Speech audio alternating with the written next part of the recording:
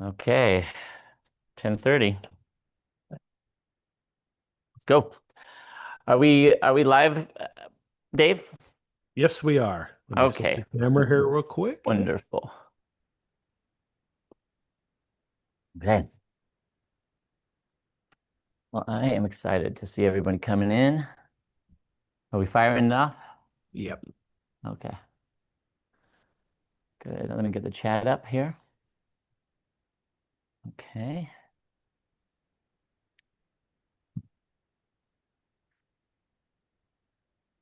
All right. Good morning. Have we opened it up to everybody? We're doing it right now. Okay. Yes, we are. Okay.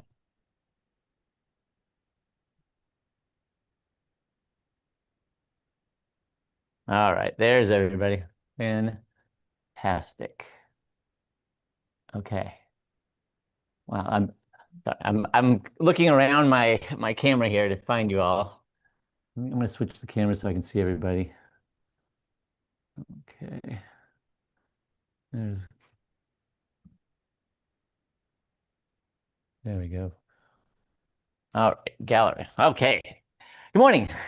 Well, good morning from the Pacific Coast. It's 10:30 here, and who knows what time it is where you're at. I know I've got people joining us from all around the world today, and I'm really excited to be here with you.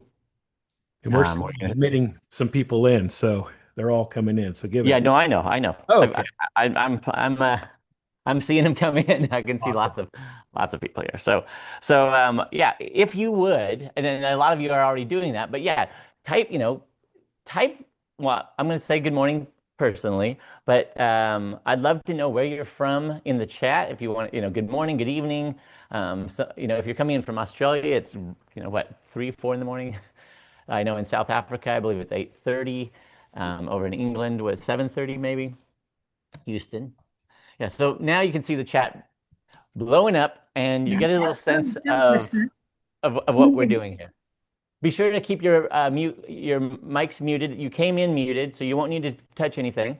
But if you do hear a noise, it might be you. So try not to keep your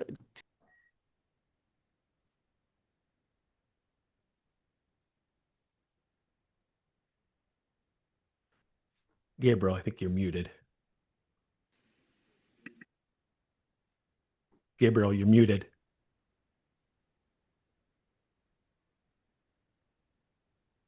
Sorry about that. There you go. Okay.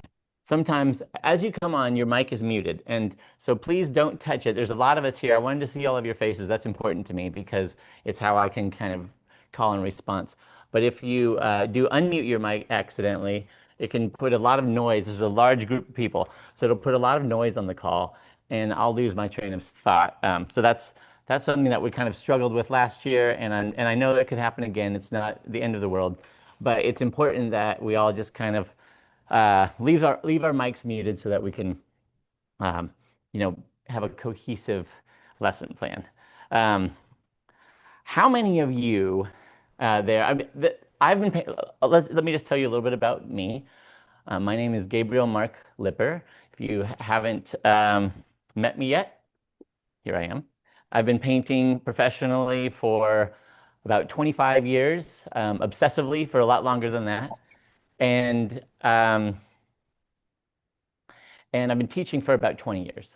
Um, the last 6 years, it's been almost exclusively online.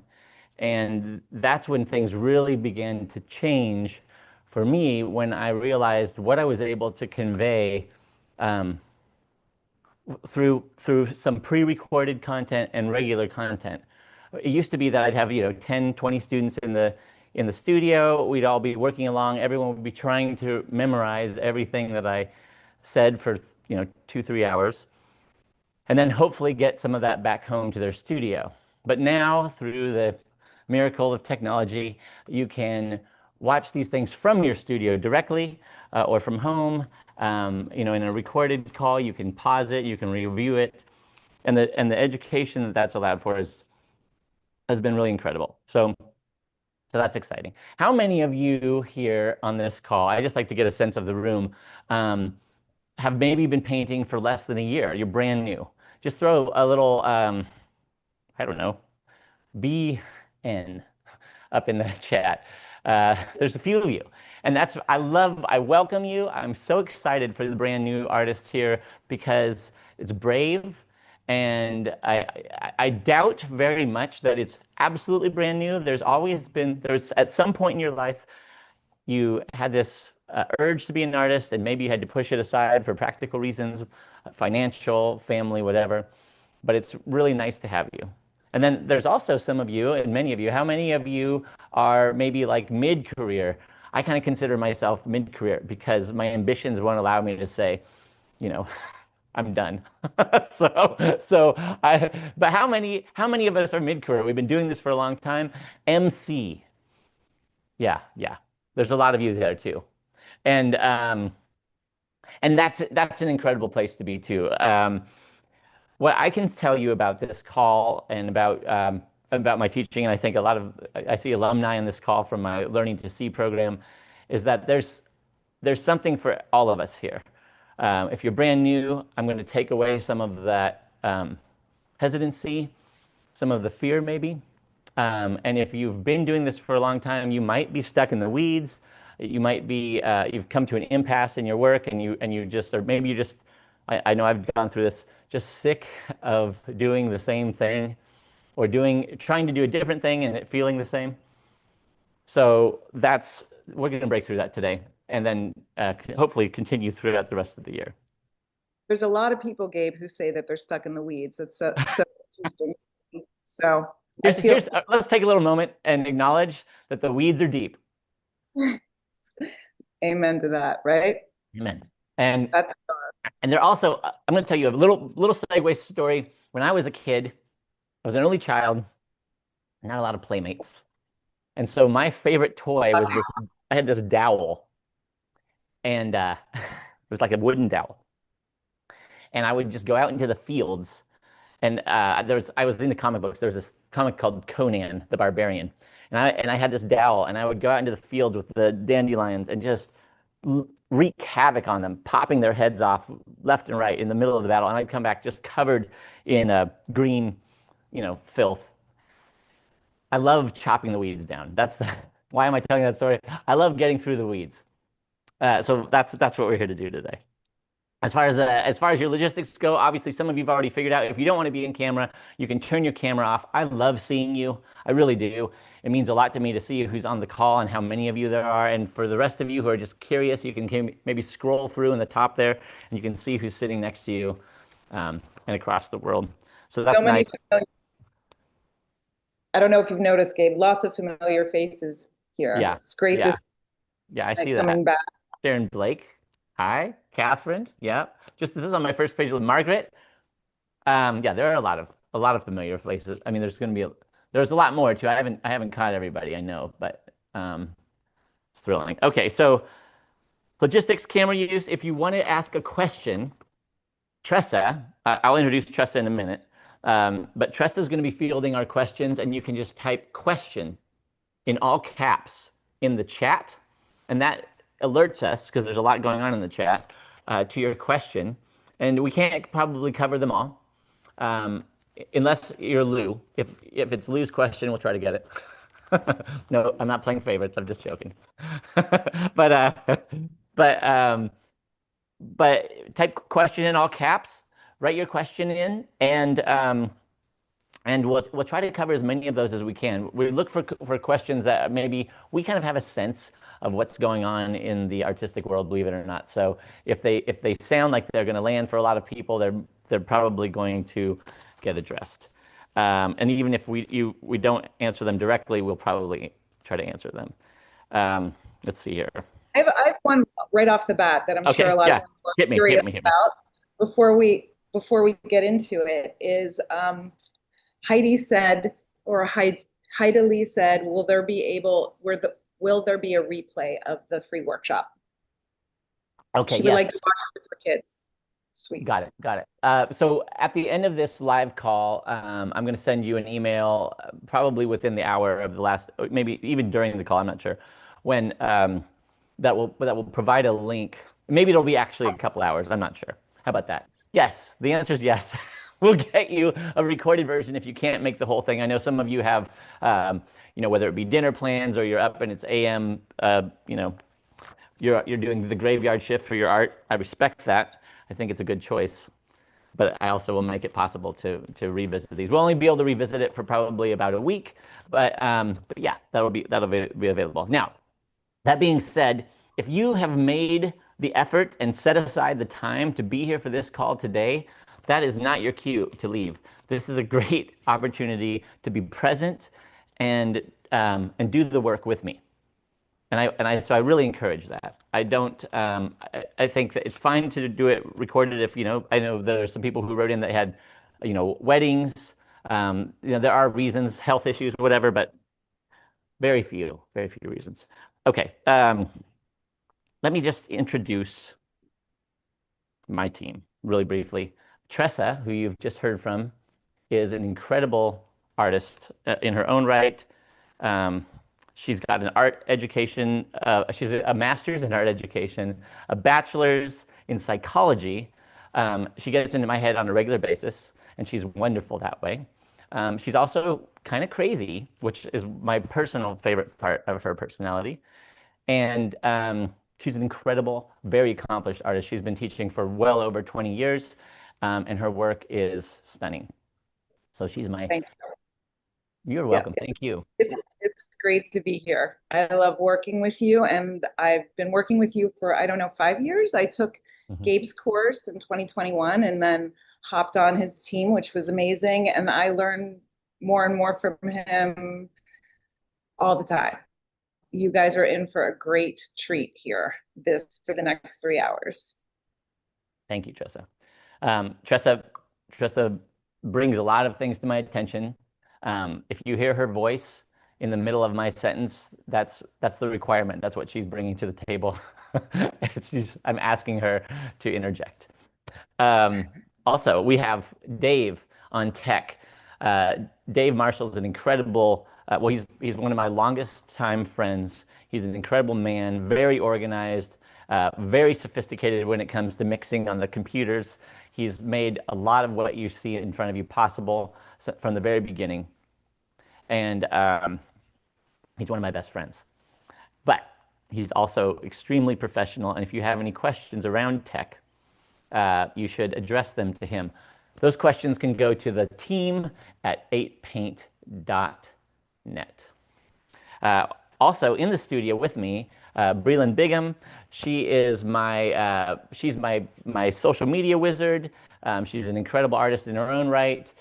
Today she's going to be helping me with brushes, paint, and she might even sit for a sketch. So I'm really excited for that as well. All right, I think that's going to do it for our team today. Where are we? Okay, so let's get down to what we can expect from this workshop. It's not a follow along. If you're in your studio with your brushes out, perfect. Follow along. Do what you can. But that's not what we're here. We're not here to do a step by step. I want to give you some principles around work that you can take with you and embellish on for the rest of the year. And I think that you're going to be really thrilled by what you learned today. It's also, we're going to be talking about fundamental tools, daily exercises. I'll be doing a pretty extensive painting demo. And then, of course, we'll have a Q&A throughout. So when I paint, I can take questions. That doesn't faze me, and I actually really enjoy it. It takes part of my brain, and it separates it into another part of my room. So let's get started. Let's jump into it. When I sent out your reminder for the workshop, and earlier on, I also gave you a little PDF handout, and I printed mine out today. It looks something like this. Let me get my camera back. Okay, so it looks something like this. And am I pinned there, Dave? Yes, you are. Okay, great. Thank you. And the first lesson we're going to do is going to be 21 a week. And I've been playing with different. I gotta get my view up here. There we are. Okay. So I don't know if you've seen these tone sketchbooks. This one I just came across for the first time. A lot of times they come in like a tan or a gray. It's by Strathmore. I'm not a Strathmore affiliate or anything, but it's great paper. And this one is like a deep kind of green, gray, blue. It's a little darker. I was excited by that. So what I wanted to talk to you a little bit about is this idea of 21 a week and what that means to me and how valuable it could be for you. Maybe some of you are familiar with it, but the idea is, and this will just be an assignment for the next week at least. Let's just maybe commit to a week of it. 3 5-minute sketches, quick sketches every day. So what I'm asking for is 15 minutes of your time. It's like Duolingo level commitment. 15 minutes of your time every day for your art. And a lot of people make the mistake of thinking that this exercise that I'm assigning is about, building a discipline. It's like, it's boot camp for your eyes. And it is in a way, but that's not what it's about. What this does when you take 5 minutes to draw something in front of you, whatever it might be. It could be a coffee cup, it could be a friend, you could be out in public, which is brave, but I think really recommended. You could be in your living room. It's a gateway, and you're opening up your creative sensibility, and you're committing to participate in your creative passion. And we all know how busy life gets, especially in this day and age. I've seen it evolve in my short life, which is getting longer, but I've seen this change where there's less and less time available. And David, I'm sorry, but okay, thank you. There's less and less time available for us. And so getting a habit, a principle behind you of repeatedly going into the creative process every day it keeps that creative connection alive. And there's going to be times when you can commit a lot of time to your studio, but there are also times when you can't. In those times, it's even more important. So 21 a week is basically just 3 5-minute sketches a day. We're going for the numbers. We're not getting lost in a 1 hour, 2 hour sketch. And so I think I'm going to do one of those right now. Breland, if you would be so kind. I'm going to draw Breland in a chair. Let me see if I can scoot around here. And if you want to draw with me, just look around your house, see if there's something you can find. Let's see, yeah, I'll bet that'll work. Okay.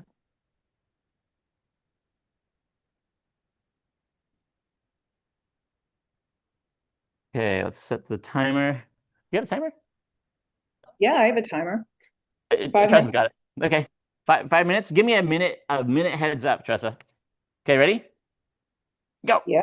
Okay, thanks. All right, so I've been doing this a long time, and so my sketches might come out a little, maybe more refined than your sketches.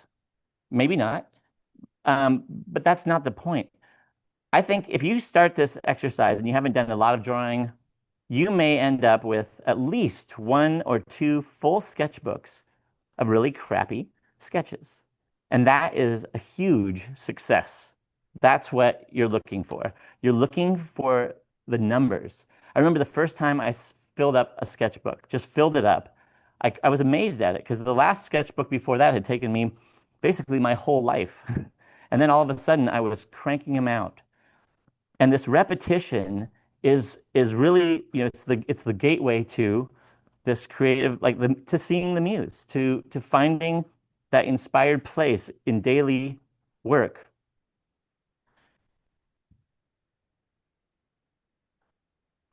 Notice how the lines, I keep the pencil moving. I'm not getting into that editorial place where I'm thinking about it. I'm just observing what's in front of me, and I'm looking for shapes. I'm not looking, this might look like an arm, but it's really just the shape of semi-parallel lines. And I'm looking how they interact and how they merge together. So what happens is in this process of drawing like this, I'm getting rid of judgment. I'm no longer trying to name what's in front of me. This isn't her leg. This is a shape that I'm following. And in doing that, I actually am beginning to learn how to see.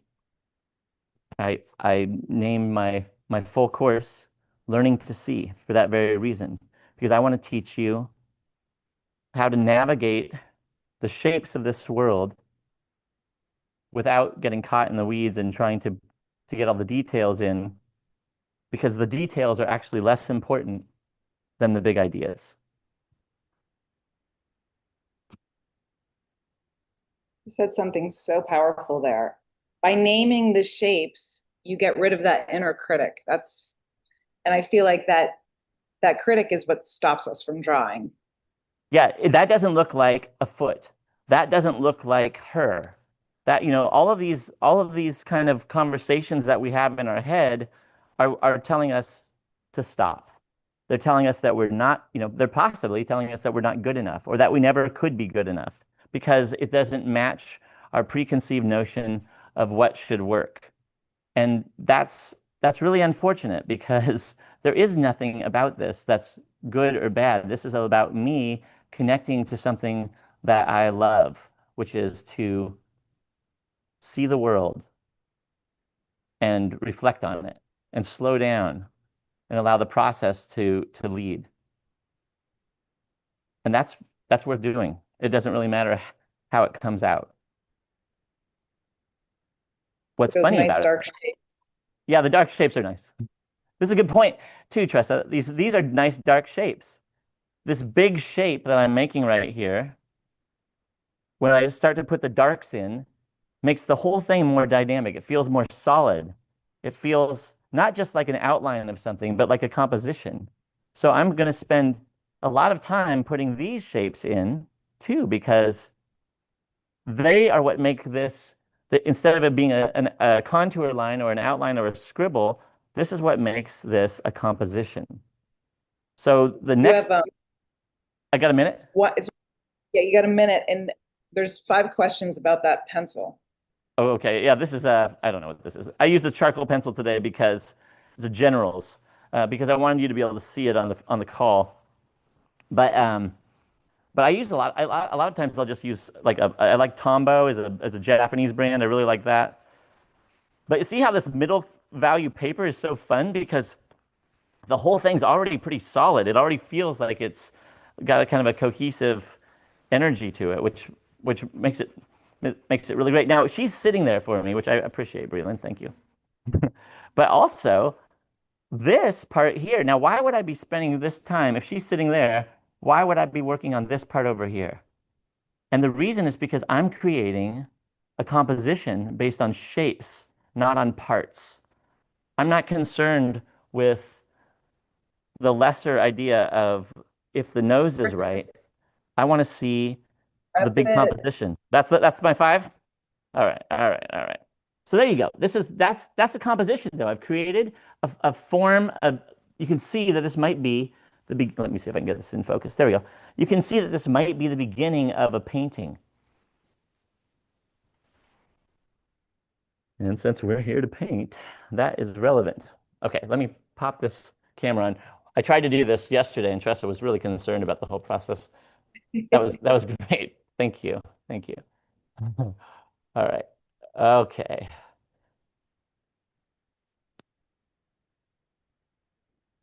So 5 minutes won't feel like a lot in the beginning. And you'll be very tempted to go 10. But I would implore you not to. Get your 21. If you get 21 sketches in a week, then stretch a couple of them out. You can put in, an extra 10, 15 minutes. But at first, hit those numbers, get that 21, and get that fluidity. Fill up a couple of cheap sketchbooks with your work and your excitement. And then you can start to get into the weeds a little bit. What I've seen from a lot of artists is this need, they want to create a masterpiece. What we see are masterpieces out there. That's what Instagram wants you to believe is all that an artist does.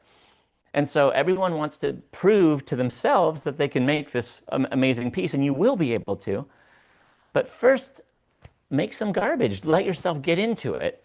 If you want to stretch it out to 10 minutes, fine, but you still have to hit your 21. That would be my recommendation. So get your number first, and you'll get faster. And that's a big part of it.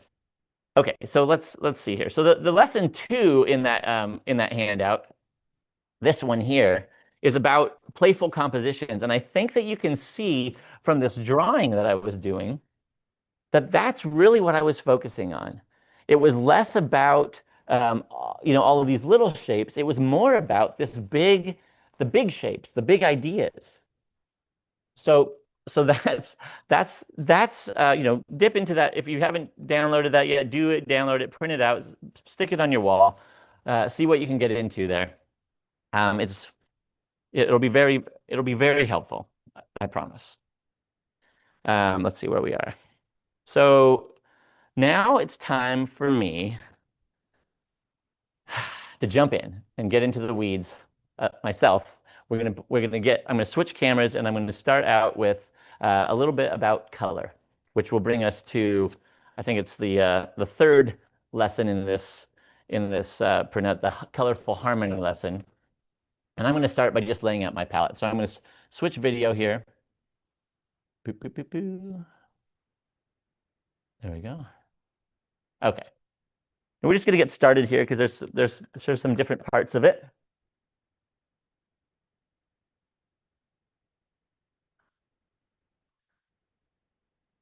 All right. People really enjoyed watching that. I think the alum could probably agree with me on this one. We've seen you paint a lot, which is wonderful to watch, which we're all getting that treat right now, but I don't think we've ever seen you draw like that. Well, easy. Is that true? No. Oh man, I've been holding out. That's what the big free workshop's for. You can sign up for the course. I will draw this year. I promise. Noted, Tressa. I will draw this year. All right, let's talk about color. Okay. First of all, I'm just going to give you this overview. There's the primary colors. For most of us may know about them, but there's red, yellow, and blue. And those 3 colors are what make all other colors. So people are always writing and asking me, what colors do you use? What colors do you use? I want to know what palette you're using.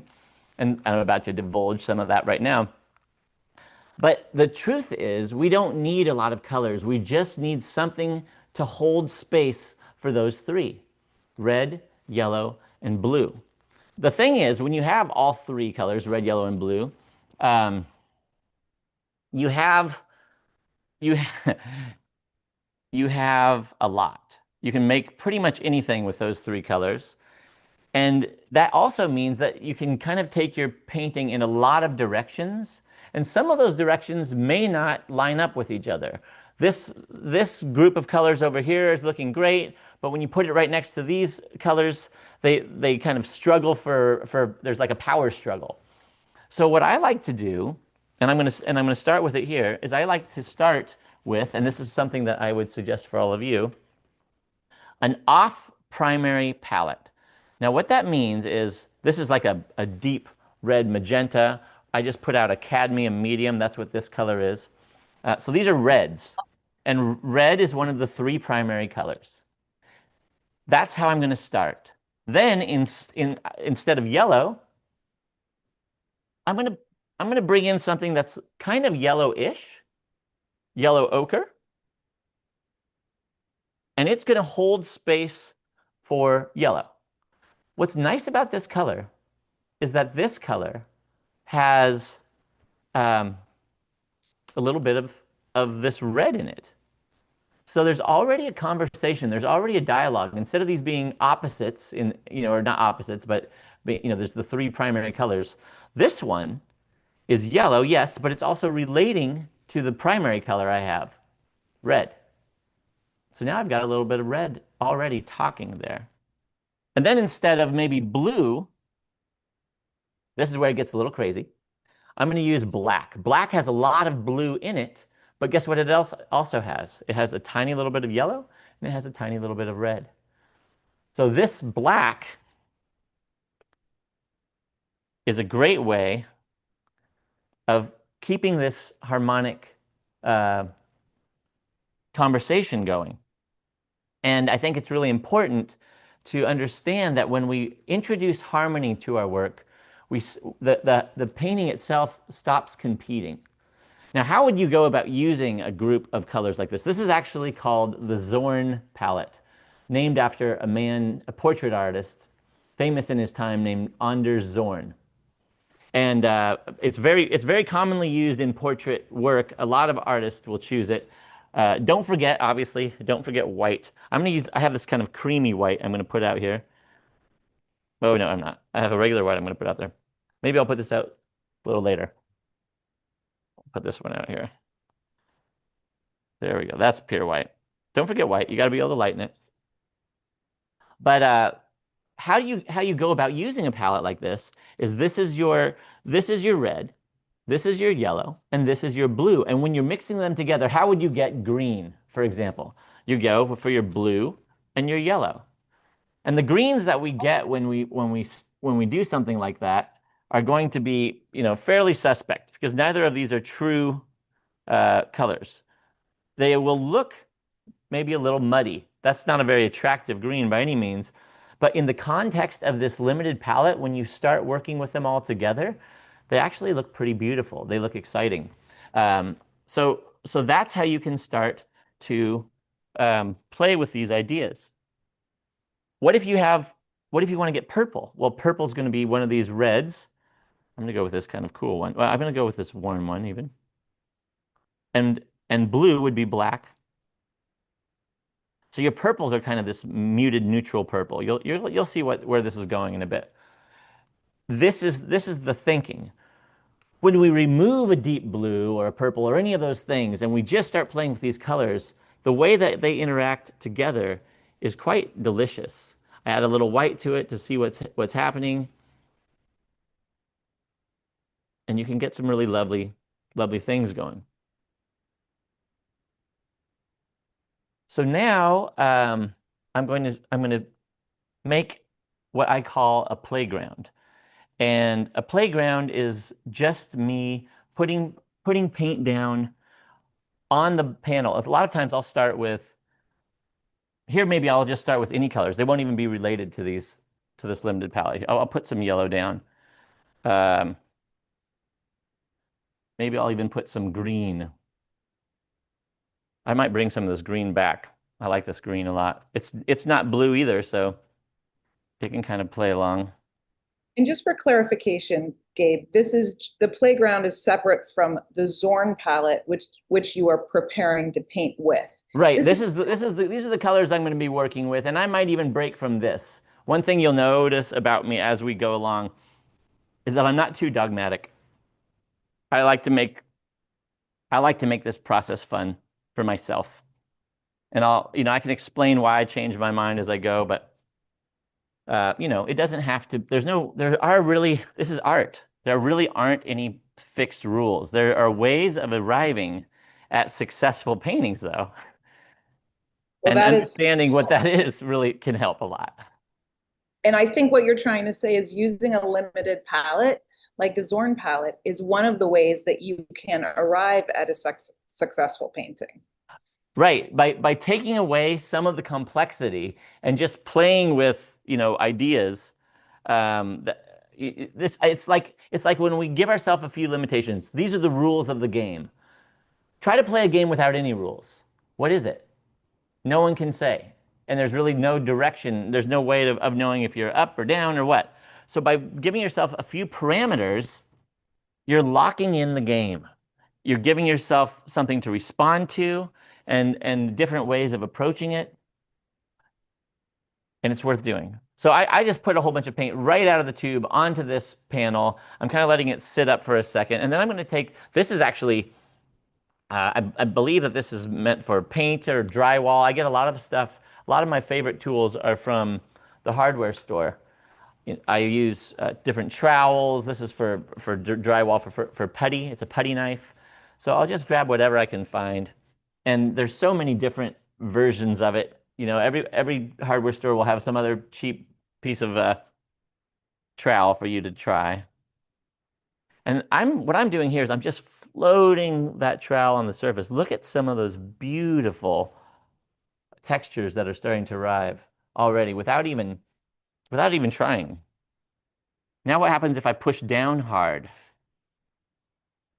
I get a completely different experience. This is probably what I should have done this morning when I was making one up, because that's, believe it or not, very thin, but it's rich and it's elegant and beautiful. This is something that I think, depending on, what art school you went to, I didn't go to a school that let me experiment like this too much. So this took a while to get to for me.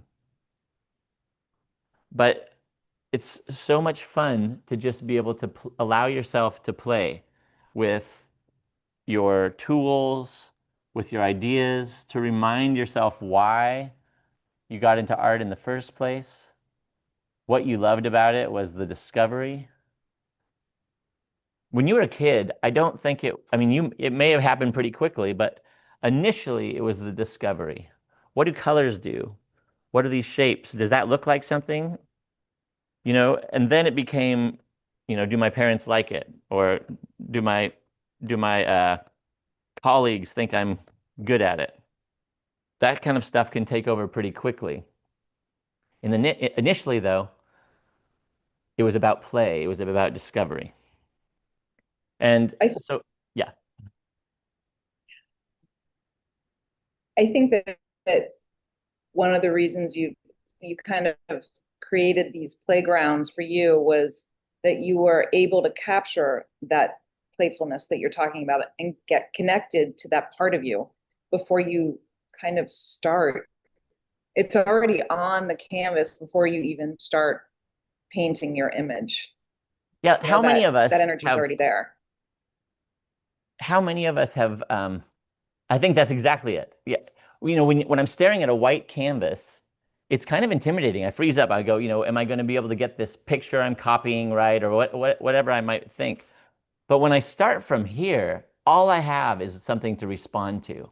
This is beautiful in its own right, but I don't want to stop here. But now I can look at that and I can go, what does that mean? Where am I going to take it? What can I allow to come through? What am I going to leave? What am I going to remove? And that's really exciting. So what I'm going to do now is, let me see here. I'm going to shift. Just to clarify, because there's so many questions before you shift over. You're just using acrylic paint, not fluid acrylics, just regular acrylics. Right. These are acrylics by Nova Color, actually, Nova. It's an American brand out of LA. And I first discovered these when I was painting murals. They are relatively inexpensive, but yeah, they're definitely not liquid acrylics. Now you can get fuller bodied acrylics, like Golden makes more full bodied acrylics, and if you wanted to mimic maybe this level of consistency, because it's a little thinner than Golden, you might mix a little bit of liquid or liquid acrylic in it with it, but any acrylic will work like this. A thicker acrylic just goes on thicker and takes a bit more time to dry. But yeah, a lot of what is happening here that you're witnessing is the amount of pressure that I'm putting down.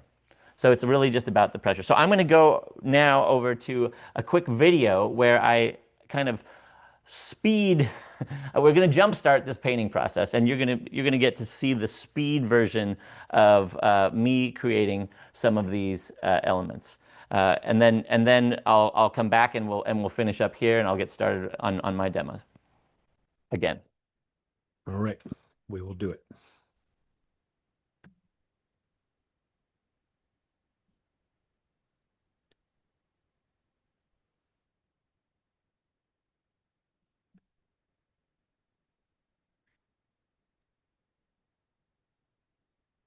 While we're waiting for it, I just wanted to continue to talk about some of this.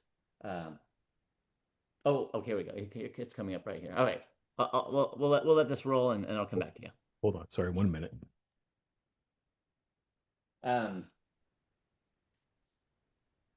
This is the reason I call it a playground is because it's like Tressa was saying, something that I get to respond to. And I have another one that I've been letting dry all morning. So I'll probably start with this. I wanted to start with some hot colors today, but you can do playgrounds in really any version that you'd like. For me, starting a painting used to be the hardest part. Dave, is that on the screen? I stared at those big white canvas. It will be in just a second. Sorry.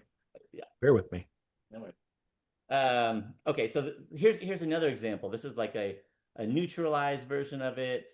Grays, ochres, creams, greens. There's no rules around what a playground has to look like. I like to keep it really organic. You can make it really graphic with hard lines, verticals, horizontals. But really, it really is about not going in with judgment, not thinking too much about it, and just exploring what the paints can do. Okay, we're ready. All right.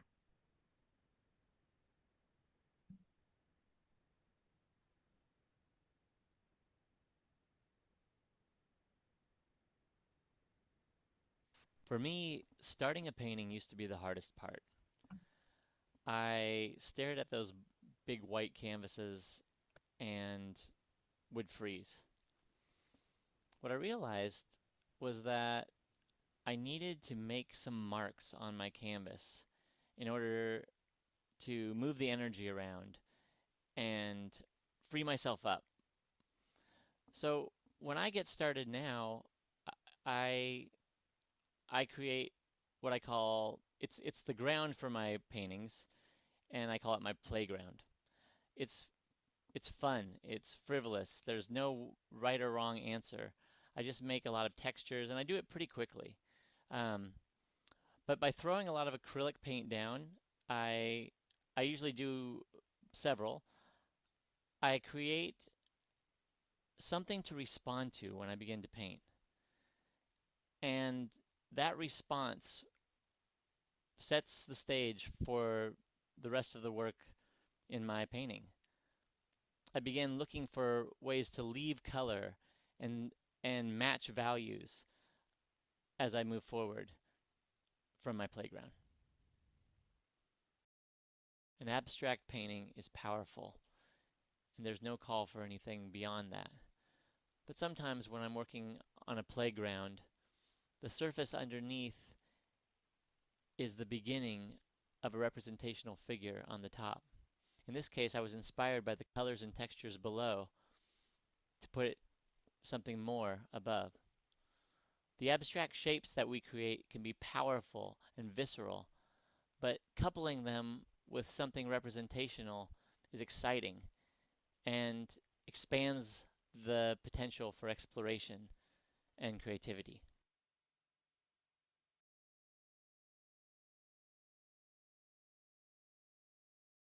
For this demo, I went with another off-primary palette, but this time, instead of just one red, I went with both a cool and warm red, a Naples yellow, yellow ochre, phthalo green, black, and white. I like to take out my old trusty painter's edge and block in the biggest parts of my design when I'm starting out. I leave a lot of the playground shining through so I can respond to the colors and textures underneath. Initially, I'm looking for where my subject is going to sit in the composition. I check vertically and horizontally and compare the different elements in relationship to each other so that I can make sure that the placement is just right. This technique of call and response can inspire any subject. In this case, I created a playground in the studio and then took it outdoors. The landscape was rich and vibrant, but was made even more so by the colors coming through underneath. It's this kind of call and response that's at the heart of what inspires me these days. I love not only having a subject to respond to, but having this playground to inspire me to push my subjects further and really it changes the way that I perceive the world. I can begin to see the things around me as different elements of abstraction. I see colors differently. I respond to colors differently. I see shapes differently. And I respond to them differently as well. As the paintings begin to take shape, the focus changes, of course. There are times when I focus less on what's coming through and more on the reference at hand. I still want to see the figure or the landscape. I want to establish my portrait early. So there are definitely times when it really becomes about, you know, correctly observing something. This is where our 21 sketches can come in. In this case, I'm working on a figure. And so it's important that I begin to see some sort of a figure in this painting. It can't all be color and shape. There's a subject, and that's what I want to convey to my viewer. Still, as I push through, I like to challenge myself. I tend to use tools that are maybe a little big for my hand, a large painter's edge, or a spackling spatula. Another trick that I've picked up along the way is I'll sand the corners of these spatulas down and round them out so they don't scrape the panel or puncture the canvas. When you're dealing with a metal painting edge, it can be a little bit more difficult. You need some kind of a grinder and some glasses. But generally, these big tools keep me feeling a little bit clumsy and off balance. And that inspires me to stay in this world between abstraction and representationalism just a little bit longer. Rather than noodling and getting into the little details and minutiae, I continue to explore because I'm reminded with every brushstroke that this image is bigger than the little surface that I'm working on. My tools go off the edge, and that helps to expand the way that I see the painting and envision the world around it. It keeps me from staying in the lines and getting careful. I don't want my paintings to begin to feel repetitive or mundane. A rhythm's fine, but I don't want to become bored with it. With this figure here, I'm checking the relationships of things horizontally and vertically. How much higher is the knee than the shoulder horizontally? Vertically, where does the head line up with the hand? I'm constantly going back and forth in my mind, checking the measurements of the figure to make sure that things are lining up and that the proportions don't get too wonky. And this is an ability that takes some time to develop, but it's so helpful. How many times have we been working on a painting and it's going really well, and then we realize that there's a problem with the drawing? Or maybe we don't even realize that there's a problem with the drawing, but we know something's amiss. If you can get past some of those pitfalls, the process of exploration and creativity just become that much more rewarding and fulfilling. There's a lot of ways to do that. People use transfers and projectors, but having that fluidity in your arsenal is transformational and freeing. When we take one step further and begin to incorporate this principle of hierarchy in our work, the possibilities explode. We don't have to choose. There's a dance that begins to take place between abstraction and realism, and everyone has to make the decision as to where they want to stop. Sometimes I like to leave things right in the middle, and sometimes I take things too far and I have to go back. I'll finish a painting out and make it almost too realistic and retreat into something more abstract.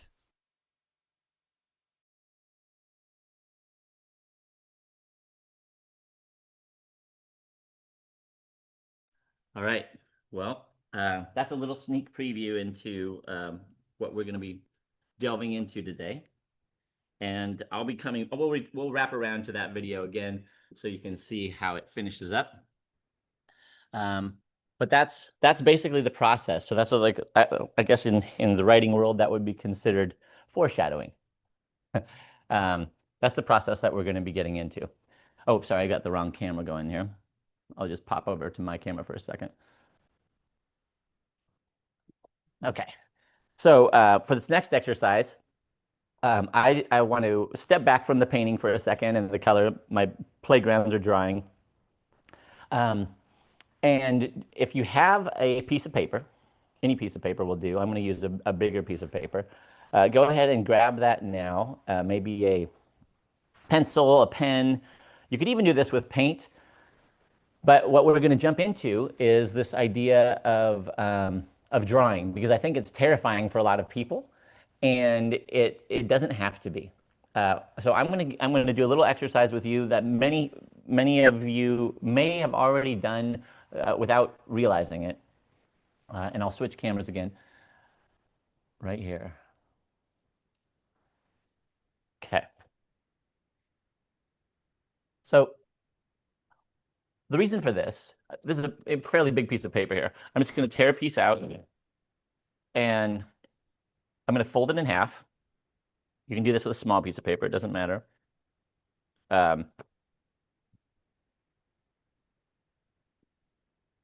Get rid of the pad. Okay. And I noticed that for some of you, it was difficult to hear on that last video, some of the volume. And there's ways of adjusting it on the Zoom call, but I apologize for the discrepancy there. This should be better. So start out. This is going to be the folded edge in the middle, right? This is going to be the edge that we're kind of relating to. So what I am going to say is just, I'm going to use a pen, but just basically don't make it too complicated.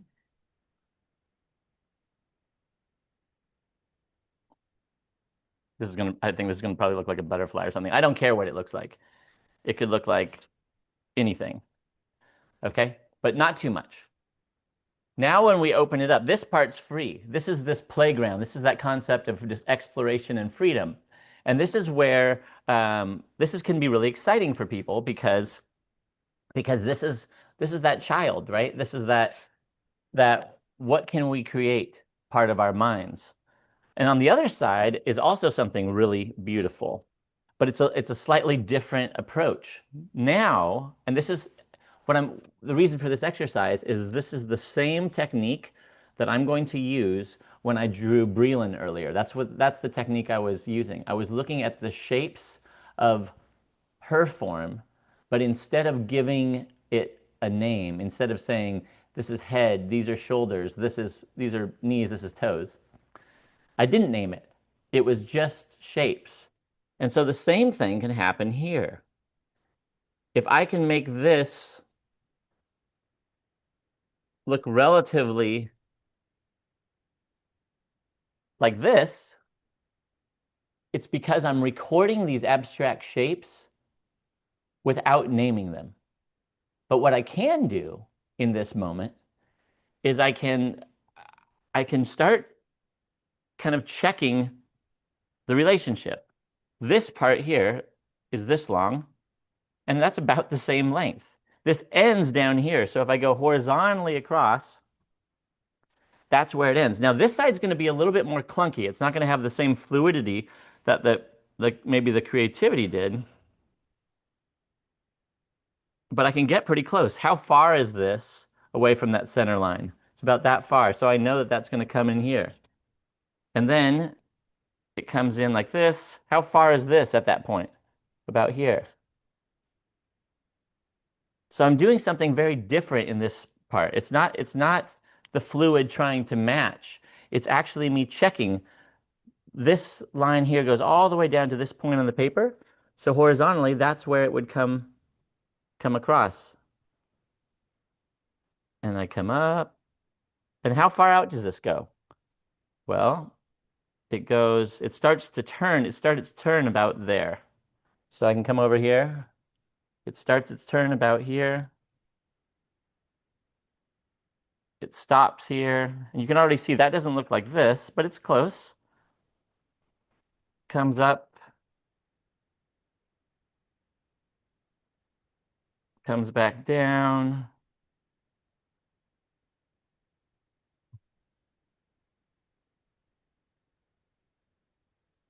This is the drawn side. This is the explored side. This is about comparing these shapes that I didn't give names to. And this was about exploration. And these two sides of our brain and our mind get to coexist, and it's thrilling when you get to find that balance. Wait, Gabe. Oh, I thought you were going to pull it away. I just wanted, I had an observation as you were drawing this, and this is the fifth time I've watched you do this over the years. And I realized, like, for me as an artist, you know, so many times I've taken drawing classes, drawing the figure, the still life, all of these things, and we're measuring relationships and the plumb lines and the nose to the elbow. And this is such a simple version of that. And this makes so much sense when you do this, and you just need to transfer the same ideology of doing this to that. It's actually brilliant. I love it. It's great. And I just wanted to make sure people, yeah, you know, it is pretty fun. I mean, I think you know, I have a classical background. I was classically trained by a Russian named Simeon Bilms. He was an incredible artist and teacher, but his formula, his method was, you know, from the French school. The Russians adopted it and went further with it. I think the Chinese schools have taken over with it. Very regimented, very dogmatic, and it took me a long time to kind of undo some of those processes and get away from the stigma I felt around drawing. I was intimidated by it. And fortunately, I've had a whole career to break it down and revisit it and think about how would I teach differently? I mean, not that he did an incredible job for me, so that's not what I'm saying. But for me, because I wanted to go into a more abstract world, I was not as interested in spending, you know, 20 hours carefully copying a cast. I would rather get there through repetition, like the 21 a week, or through observation, like not naming the anatomy, but still being able to see it and draw it and compare it. So that was important to me, and I think this exercise might seem a little mundane or even kind of a little weird, but what you're doing here when you go to this side and you start looking at these shapes and trying to reproduce them, is you're observing without bias. You're no longer judging, you're no longer giving it a name. You're just looking at the shapes. And when we can put that judgment aside when looking at a friend or even, you know, a pet or a coffee cup or a chair, and really just look at the shapes, things start to click very quickly. Thank you for indulging me with that. It's a wonderful exercise, and it'll get your brain going, responding differently. Here, I'm going to press it down. I wonder if it would transfer. See how close I got. Oh, it did really transfer. Oh, well, it's also is it a Rorschach test? I think so. That's an Yeah. interesting shape. So then, okay, I'm just going to go a little further with this. Not too much, but I mean, it is kind of fun. The other thing that you could do, right, is you could bring in some paint. And mimic where that paint lives. You know, you can do this now manually and create some pretty interesting symmetries. What ends up happening is that the line drawing that you've created allows for kind of a rough outline of where you want to go with it, but you can take it a lot further. And so it's a form of abstraction, but I also don't want you to confuse this. I'm not trying to teach you crafts here. This is literally a phenomenal way of learning how to draw. Okay. Anytime I have the opportunity to paint, I like to paint. And that's what we need to do. So let's get to the painting, shall we? Now, you saw the playground that I created earlier. It might be dry. Let me see. I have one prepped just in case, but yeah, it's not quite dry. So I'm going to use this one. Similar here. I'll just so for full disclosure, similar bold colors, right? This one I just did earlier, so it's dry, and that's what I want to work on top of. The question was asked during the video if I was working from a reference or if that just emerged. I mean, I don't know that she said if it emerged from my imagination, but yes, I was using a reference. And I'm actually going to use a reference again today. But I'm not going to share that with you right away because I want you to see how this emerges. I want you to have the experience of, I want you to be able to choose when. At what point do you start to see something emerging, something beginning to happen, and then allow yourself to be reminded of that as you move forward with your work, that at any point you can shift it around. Now, what we talked about this kind of limited palette, I'm not going to add blue or yellow because I want to keep away from this idea of primary, but I think I am going to add a little bit of a deep green, maybe a pale green. There's some of that in this playground as well.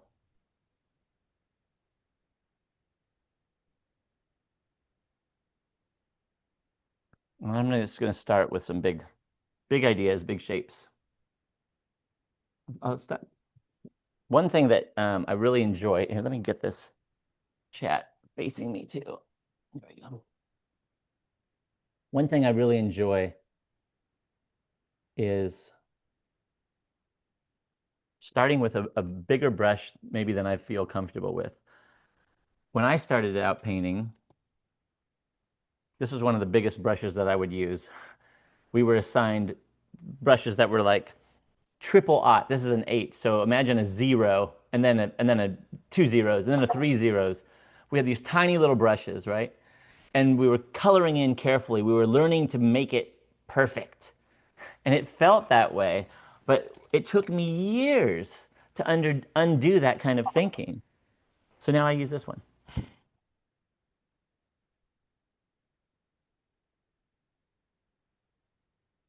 And that's a wood panel, correct? Yeah, this is yeah, it's just a thin wood panel. I actually got this at the hardware store and cut it down for this class yesterday.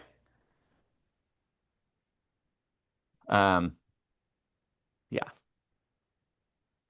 Breland, is there a metal? Get your cut. These two here. I'm sorry, what was that? Or sorry, Tressa?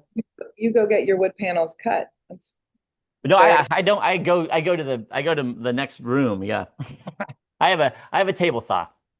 Nice. I know.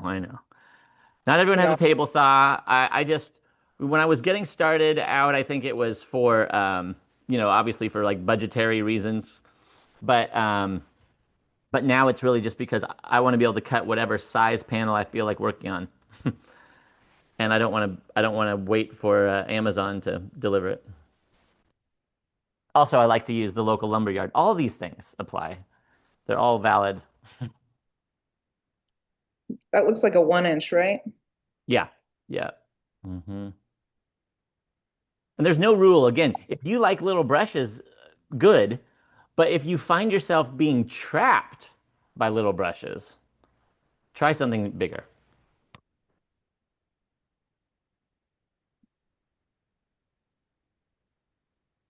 So are you going to share with us maybe where you start? Like what goes in your brain, what you're going to think about when you first?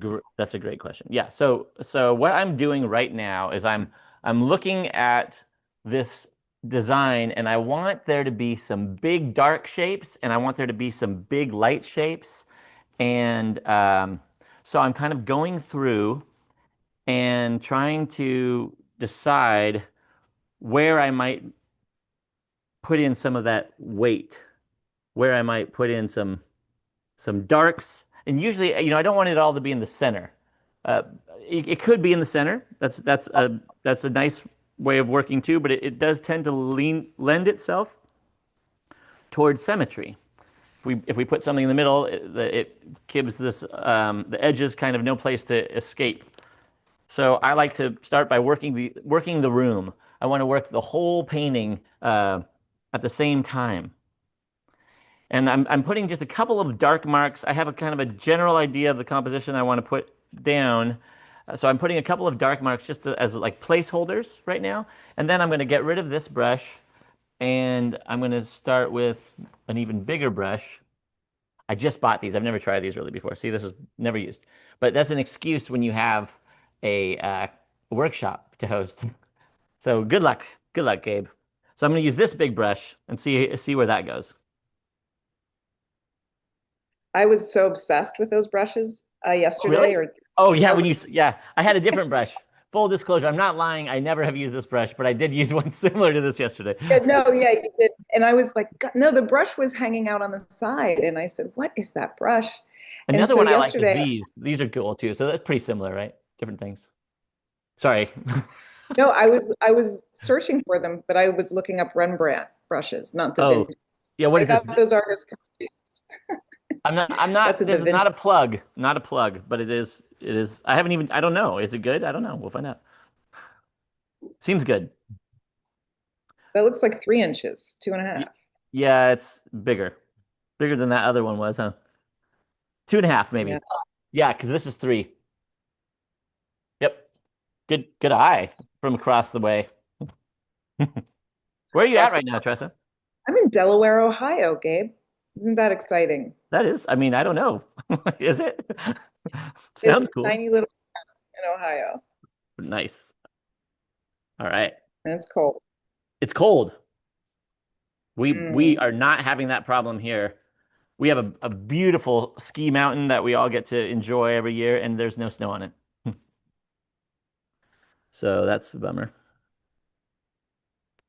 Ashland, Oregon. So yes, you're working from a reference. People, want to know, but you're just, the reason you're not sharing it is you would like people's imaginations to unfold. And I'm not trying to be selfish here either. You will definitely see where this is going shortly. So it's not really about that. And I think the reason that this is an important part of my process for you as artists. I want you to feel your way around your work. I don't think that it's necessary for us to constantly be comparing ourselves or our work to is it like that? How is he doing? And I'm, believe me, it's not because I can't do it correctly. It's because it's less relevant than you think. And I want you to have an experience right now. It's going to land better. Tressa and I were arguing about it. Actually, was that yesterday, Tressa, or the day before? Day before. And she had the upper hand, as she usually does. And I was feeling like maybe we need to start with this reference. And then halfway through the painting that we were working on, she, can I share this? Is this okay? Sure. Oh. Yes. That was okay. All right. So thank you. And in the middle, she goes, oh, so she made some crazy noise. And I thought that it just landed. It landed. She had the moment where all of a sudden the painting that didn't make any sense showed up. And it's the same experience that I was having as the painter. I think we can all relate to that. When you get to this, you're doing a painting and it gets so ugly, and it actually starts to feel hopeless. And I wish I could say it differently, but it still happens. I've been doing this for 25 years, and there'll be some point in the middle of my painting where I think, turns out I don't actually know how to paint. And it's just amazing that we can get through that. again and again and again. Not always, but a lot of the time we really can. So, so that's what I want you to experience with me today. Well, I think that's one of the reasons, the course does such incredible things in giving us tools so that we don't get stuck in that space where we well, lose. I don't know that we've talked about that. So about the courses that much. I do have a course, Learning to See, but let's just stay in this present place.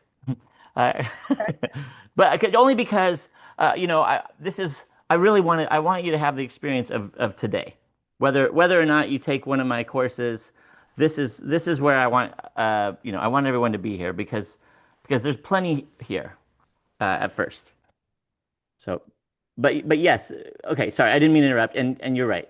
No, Finish I that thought. totally get what you're saying, that you want everybody to be present and not talk about the course. I get that. Yeah.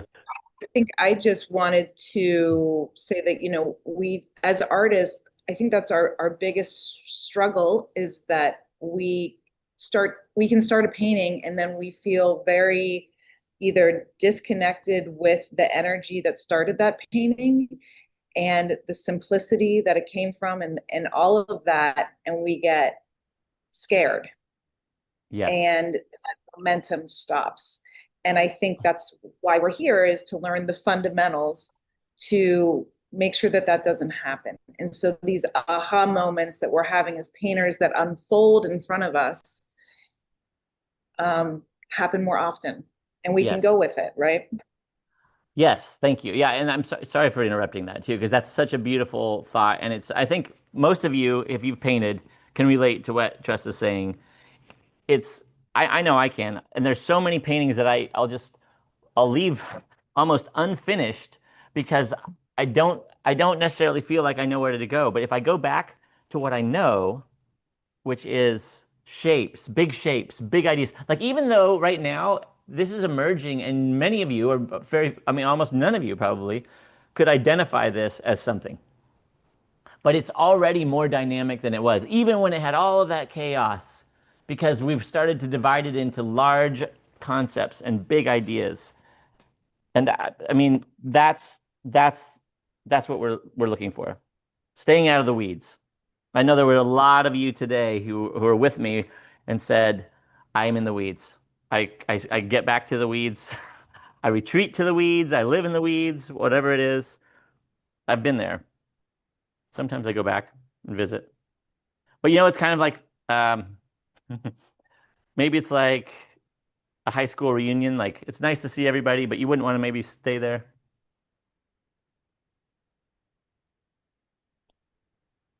It's incredible to see how these color relationships emerge as well, from the playground to the paint on top that you're putting on top of it.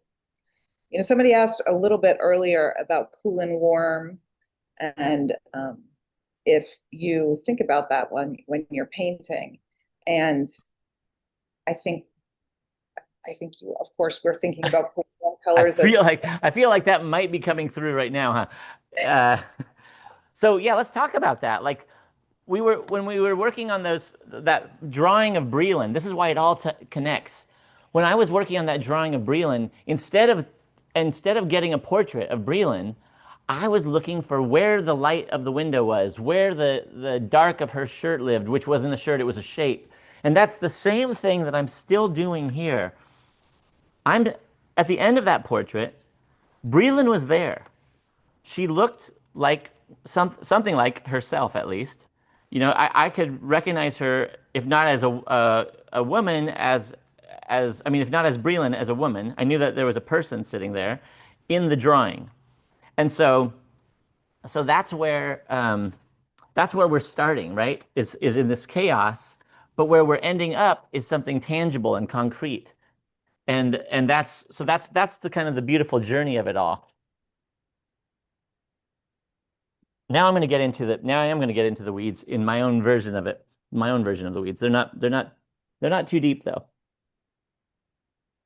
But I've got a couple little marks I want to put in there. How many of you in the last year have started with a painting that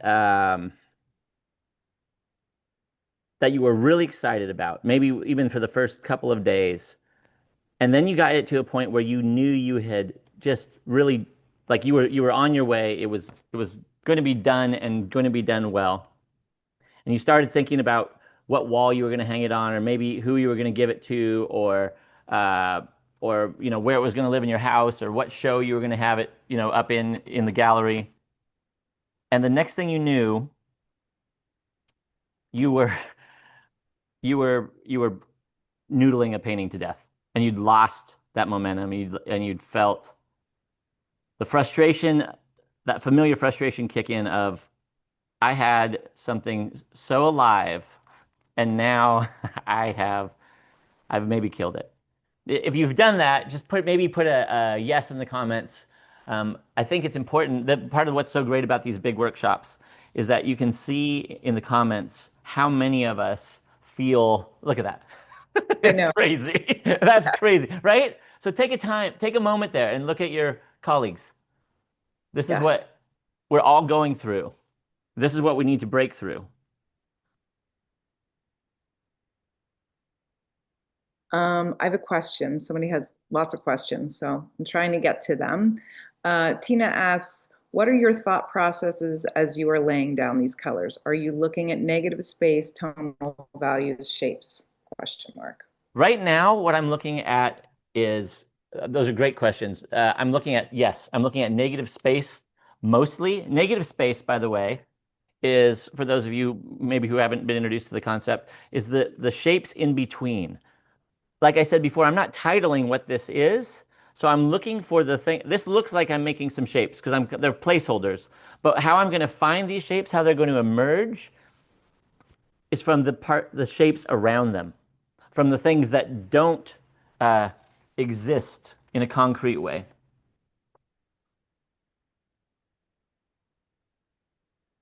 Yeah, hit me with a few questions, Tressa. I think that sounds good. I'm ready to yabber it up. These are, oh, that's shocking. Oh, listen. You're just getting started. There's lots of good questions, but one that has appeared a few times is, what happened to the Zorn palette? Okay, so this is still based on that concept, believe it or not. What's missing here is we only have one primary color represented. We have red. All of these other colors are substitutes for a primary color. So yellow's not here, blue's not here, but bluish is here. Bluish is here. So I'm still kind of honoring this idea of harmony. I've just kind of broadened it. Anders Zorn was very popular in the 1800s, but since then we have Instagram, we have microwaves. So I've just adjusted it a little bit, pushed it forward, and I wanted to give a name to it, his name, because I respect what he was bringing to the table. But at this point, I'm ready to let my freak flag fly. That's pretty much what. Is that a good? That's the answer. Whether it's a good answer or not. That's what I got.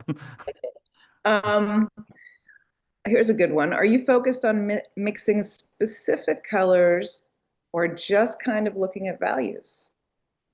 This is so built around the idea of color, and yet we've already kind of established that the colors are going to work together, right? Because of this idea, this principle of harmony. So I really can focus on value. I don't have to focus so much on which color. I just want to make sure that there's enough shape and contrast to tell my story. Typing away here. There was one up here that I wanted to ask you. Oh, here it is. Nope, that's not it. But it was something that along the lines of, somebody said they started with the great intentions and great ideas of a painting, and it ends up not being anything like what was intended. And if you experience that. I don't as much as I used to. I will definitely get off course. I have paintings that are frustrating and that maybe, you know, don't maybe end up where I think they're going to end up. But I don't know. The process of painting to me is if it's not going in the direction I want it to go, make a big shape bigger. Make the contrast more dynamic. Look at the colors. There are answers to those questions. So yeah, I get derailed a little bit, but I usually don't end up derailed.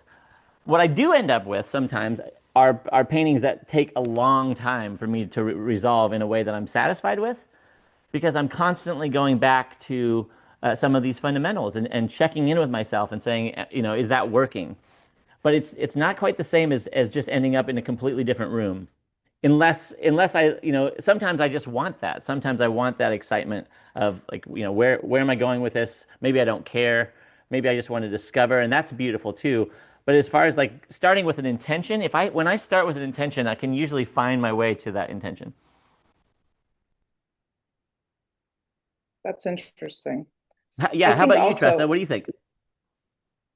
I think when I start with something that's really rock solid, I have to remind myself that you have to be open to the possibilities that it might look nothing like what you intended. And I think, honestly, what I've learned from you is that I'm able to do the call and response thing much, Yeah. much better than I've ever been able to before. Because when something doesn't go the way I wanted to, when I make marks that are just feel so wrong, I can finally say, hey, maybe those marks are actually right. Like And there's something else I can do to respond to where that's going and bring it towards some kind of resolve. yes, I absolutely. think that's probably a better answer than the one I gave, because it's not that my painting ends up, it's not static. I don't just end up with a painting that I wanted to start with. But if my painting gets derailed, that's an opportunity. And then that's like when I'm looking at it going like, okay, I didn't see that coming. Part of it is this process, right? Like, how can I have a plan when I'm starting with chaos? I'm working with. I didn't know how these marks were going to show up and work in my piece. I couldn't have really predicted that, and so I'm automatically in that kind of zone of where's this going? What's going to emerge? So I guess I am open to possibility, but I don't see it. Maybe I don't start with a very hard, concrete idea. This is a great question because it's something that there's a lot of kind of angles of maybe what my art is saying. Like, is it if you're doing like a formal portrait, I'll get pretty. I'm going to get pretty close to a formal portrait if that's my intention, but I might not be happy with it. I have a comment. There was somebody a while back who felt that she was a realistic painter and felt that this was too abstract, that it was feeling too abstract for her. Yeah. And then somebody also chimed in, do you personally feel that having a specific style is important? And I just, what I know of you is that you started out very, very realistic, and now you're shifting into a more abstract style, you could say. Yeah.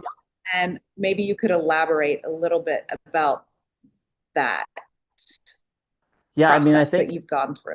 sure. It's funny as we're discussing that, I think you're starting to see some pretty realistic shapes emerge. But but yeah, for me, this has been my career. I love it, and there have definitely been times when I was like, "Can I paint you a painting of Venice because I know that you want that on your wall, and I loved Venice. Let's make it happen." But the bigger picture, instead of can I get a commission, was what do I love? What lights me up? What am I excited about today? And because of that, I've really struggled, and I actually wouldn't call it a struggle. I'm really proud of this fact, but my style has evolved again and again and again. and continues to shift to this day. But it's not for lack of having tools. It's actually because I have the tools, I feel like I have the freedom to explore, experiment, and to play. Well said. Yep. And just to kind of clarify for the viewers that the playground, you started off making a playground, which is your background, and now you're building the painting on top of it. And there's a lot of questions about maybe, are you looking at composition, notan? And I know that the reference is a little bit of a secret for us, but you are following a picture and looking at those things as you paint. Yes, yes. And I'm not trying to be coy here, but you can already start to feel some action happening in this painting, and this is what I'm leaving you with without a reference. Here's why we're doing it in this order. Right now, you're involved in the same process that I am involved in, and that is choosing what to leave and what to remove, and watching it evolve and looking at the whole and saying what supports this painting and what doesn't. If I were to put the reference next to it, you would be comparing this to that again and again and again, which is what I'm doing. But I have been in the practice of allowing it to evolve. If you're not in the practice of allowing it to evolve, that reference can be a trap. It grabs us and says, copy this, don't leave anything. And I know even for some of my students, when they're first getting started, they'll have this moment where it's like, it's all working. And then they've covered it all up and they've lost some of that spontaneity. And it's because that reference is so powerful. The visual reference is so powerful. So right now you're getting to see the process emerge. Why am I getting rid of shapes? Why am I covering things? Why am I not? And I think it's sacred. So it's part of that's what I'm here with you to do right now.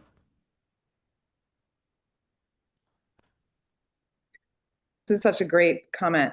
Anna says she finds she keeps on feeling curious about if I tried this. Every time I think I ought to settle on a style, and then something completely different comes out.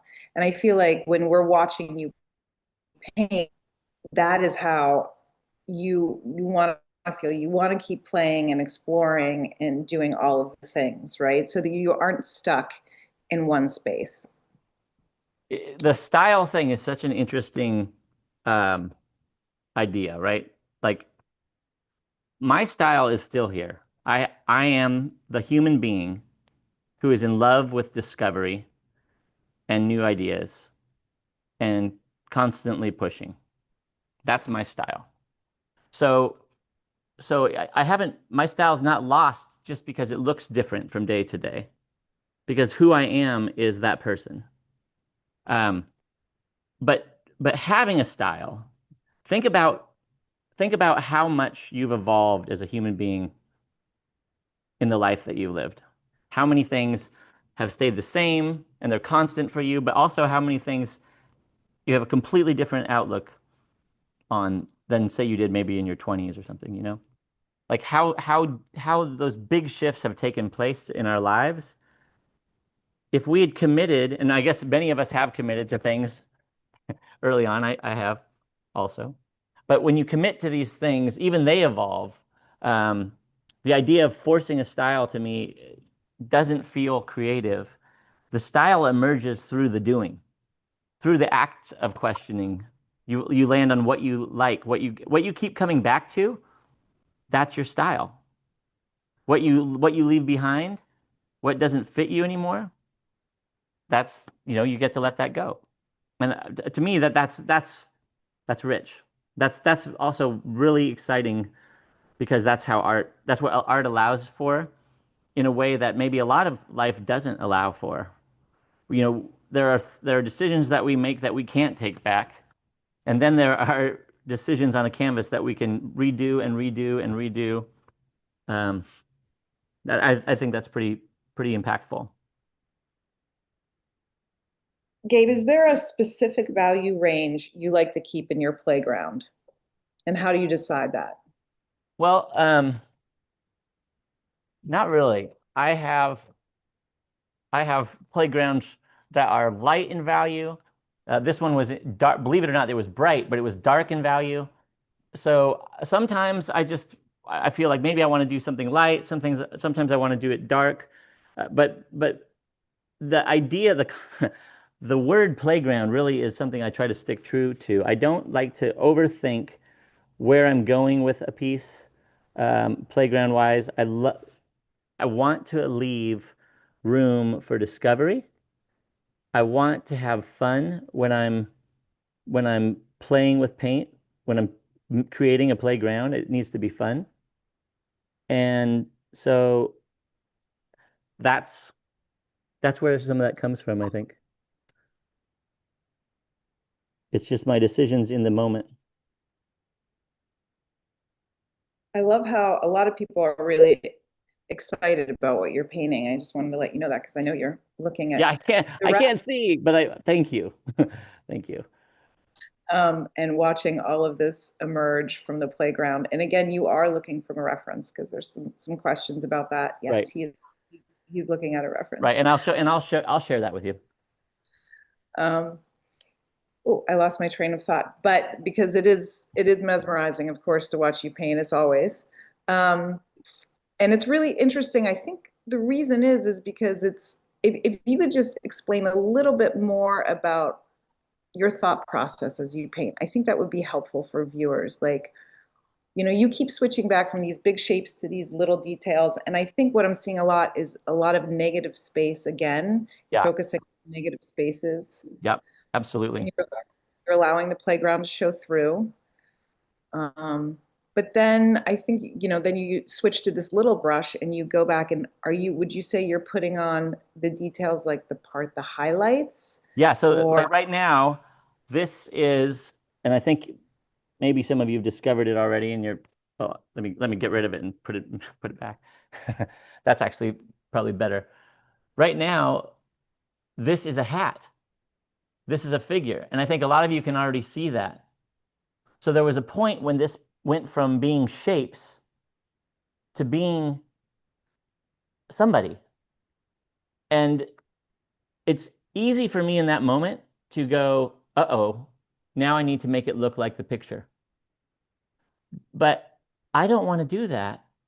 I want the picture, the subject, to emerge from the space. And so I allow myself, like even here, I made that really strong highlight because in the reference there's a highlight. Should we take a reference break? Where are we at with time? We're at 11:03. No, I don't. Somebody else do the math. It's 3:03. 12. Okay, so we got an hour and a half.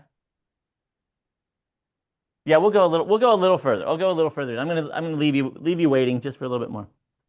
Partly because I don't want to get caught in it myself. I feel like, honestly, if I'm like, here's what it looks like, and you think this is my artist side. Oh, well, that doesn't look like that. Then I start trying to show you that I can make it like that, and I don't. That's not what this is about. So we're going to continue on. What I was going to say though is when I was putting this highlight in, I made it really strong, and the reference is kind of strong here, but I wiped it back because I didn't want anything to start making it feel like a rule. I didn't want it to say, oh, I'm making the shape that's in the painting. I'm trying to keep that open. I'm trying to keep it loose. I want as much of this to work on its own as I can. I don't need it to be a copy of something, but I do need it to indicate something, right? And what's fun is you can already tell at this point that that's exactly what I'm doing. Like this looks like something all of a sudden. So do these little somethings. I love that. I love that. You can do that laugh that you do. That is. You can tell when I'm having a good time. Yeah. Which is great because that's the point. It's when painting becomes stressful that it's not fun, right? And then that critic becomes so loud and you walk away and say, oh, I'm just not an artist. Yeah. Why am I doing this? I spent 3 hours today and look what I did, Like that, we've all been there. And that's okay. It's okay. You know what is less okay, and I don't mean it in a judgmental way either, but it's when we didn't. Quick question about those figures. Were they, like, when I look at them right now, you're adding a few little highlights. I think Michelle asked this question too. Were they in shadow to start with, or did you just choose for them to all be kind of the darker color or in the shadows? That's a good point. So maybe I think I got a little fortunate here. This is obvious. I think you can tell. Can you tell that this is maybe a beach scene? Anyone? It's just, yeah. I think. How about you, Tressa? Can you tell? I can. And it's so beautiful because it's so cold and snowy here. Yeah. Okay. So yeah. Me too. Like it's wintertime. This is where I want to be. So I got kind of lucky because even though we started with all of those brilliant colors on this playground, all those brilliant bright colors, the white of the sands of the Caribbean, the beautiful ocean, were brighter still. And so all of these, what started out as brilliant colors, I would never have thought that this was a dark playground except for the fact that we've got all of this next to it, and now this looks pretty dark. So yes, now this is becoming, these figures are silhouetted in that way. So I am going to get into the minutia here a little bit because now I want this reference to start landing as well. I want it to start looking like what it is. So this is this sleeve of this. There's a little boy. It's a boy and his brother, and I want that to show up. Raquel keeps asking this question. How do you balance? Oh, it just disappeared. How's that possible? I still see you. Oh. You're still here. Okay. I am going to ask this question because that question disappeared. But does the playground ever influence or dictate what you paint, the figures that are more emerge, or is it mostly used to enhance and add texture? Oh, you mean like if I look at that and I say, oh, that should be that looks like a woman, or that looks like a tiger or something like that, and then respond to that. And does that sound about right? Sounds about right. Yeah. For me, I like to work from references or sketches or things that are kind of real. So I don't do as much call and response in the terms of like the more abstracted, maybe organic, emerging shape paintings. That's not something that I do that much. But the playgrounds definitely will dictate how I use shapes, how I use color.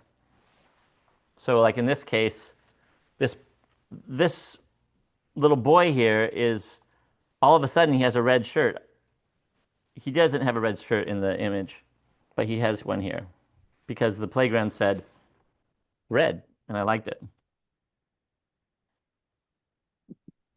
I found, actually, Breland found Raquel's question. So here it is. How do you balance the unpredictability and exploration within your own work and practice with the business side of things? Where and when do you do a commission or try to promote your art? Got it. And balance what people want or know what to expect of you? That's a big question. That's a great a good one though. It's a great question. Couple things I do there.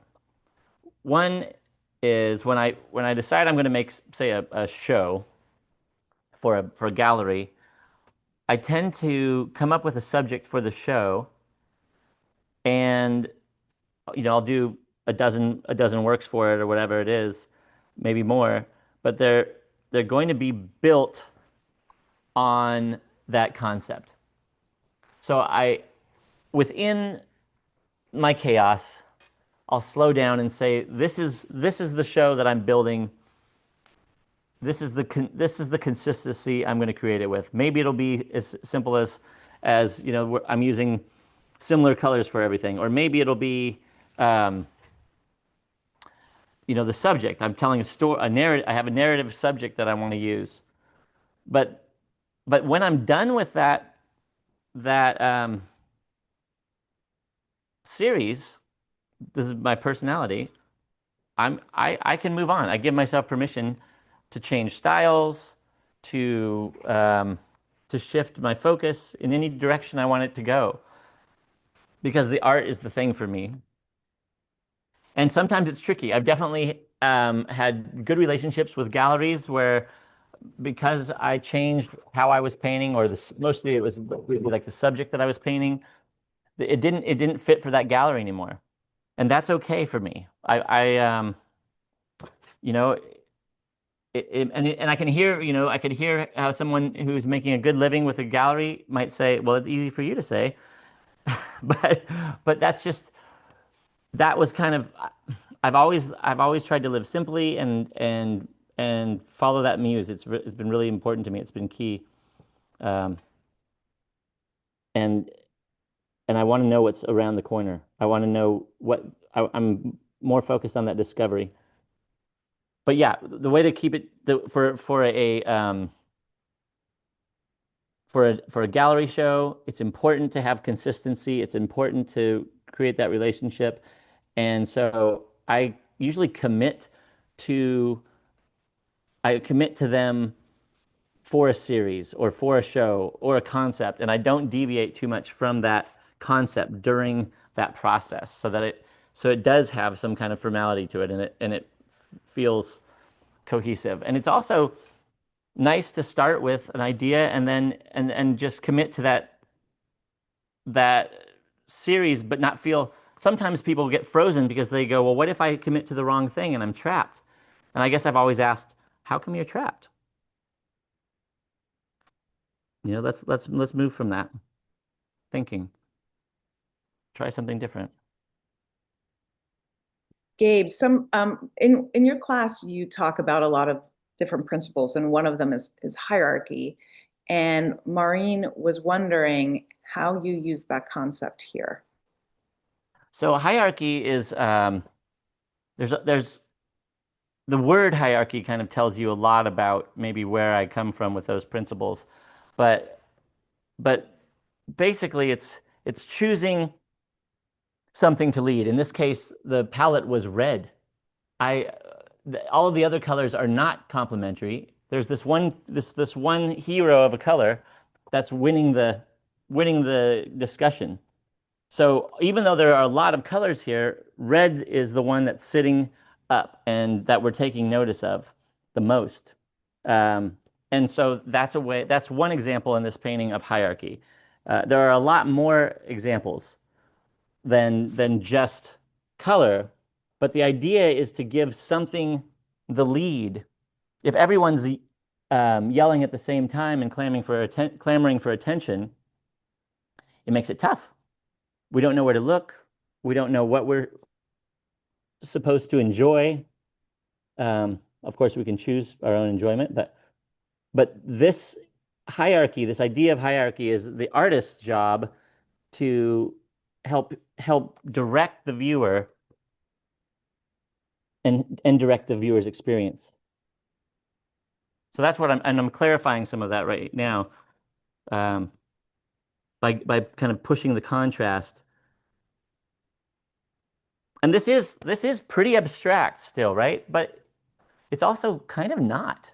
It's starting to feel like a very specific picture.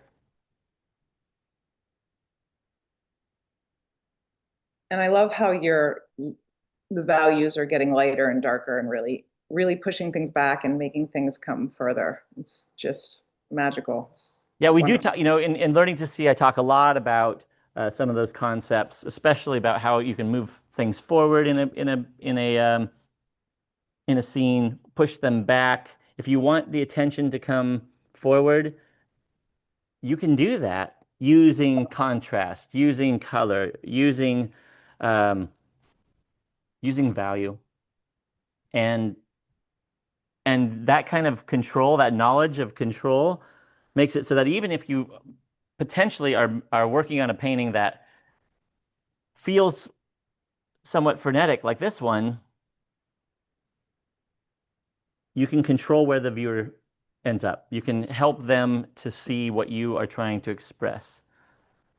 That's actually maybe the heart of what I like to teach, and maybe that's my goal, is that there's abstraction, and that's fine. I have a lot of abstract paintings on my walls. I love abstraction, but I've always wanted to tell a story with my work. I have something maybe specific, maybe too specific sometimes to say, and I want to have the language, the visual language, to be able to say that thing. And I've met a lot of artists that struggle with that very thing, that they're like, I have this idea. This is kind of what we were addressing earlier today. I have this idea, but every time I try to put it out on panel or canvas or paper, it gets muddled because I'm not equipped with the tools to get there. And I know how frustrating that can be. And I want to help get there. And I think we can get there from all the things I think in your course. And Maureen asks that, like, what other concepts are you thinking about here? Are you thinking about in terms of the reference? Are you thinking about size, shape, direction, value? What other things are you thinking about? Got it. Okay, so yeah, in this situation, I've got it down now. I'm sure you can tell that these are figures. Now I'm looking at the lights and the darks from the reference. I'm asking myself every time that I look at the reference and I think, oh, this is missing that. This doesn't look like that. I have to slow down and ask myself, does it need to? Is something missing? Or can I leave some of what's happening and continue forward in a more abstract way?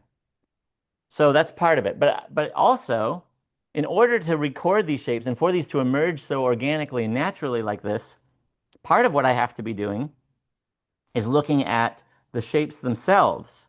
This is where we went earlier today when I was drawing Breland. I'm looking at the big general shapes, and if I do want this to look like a leg, then it needs to look like a leg.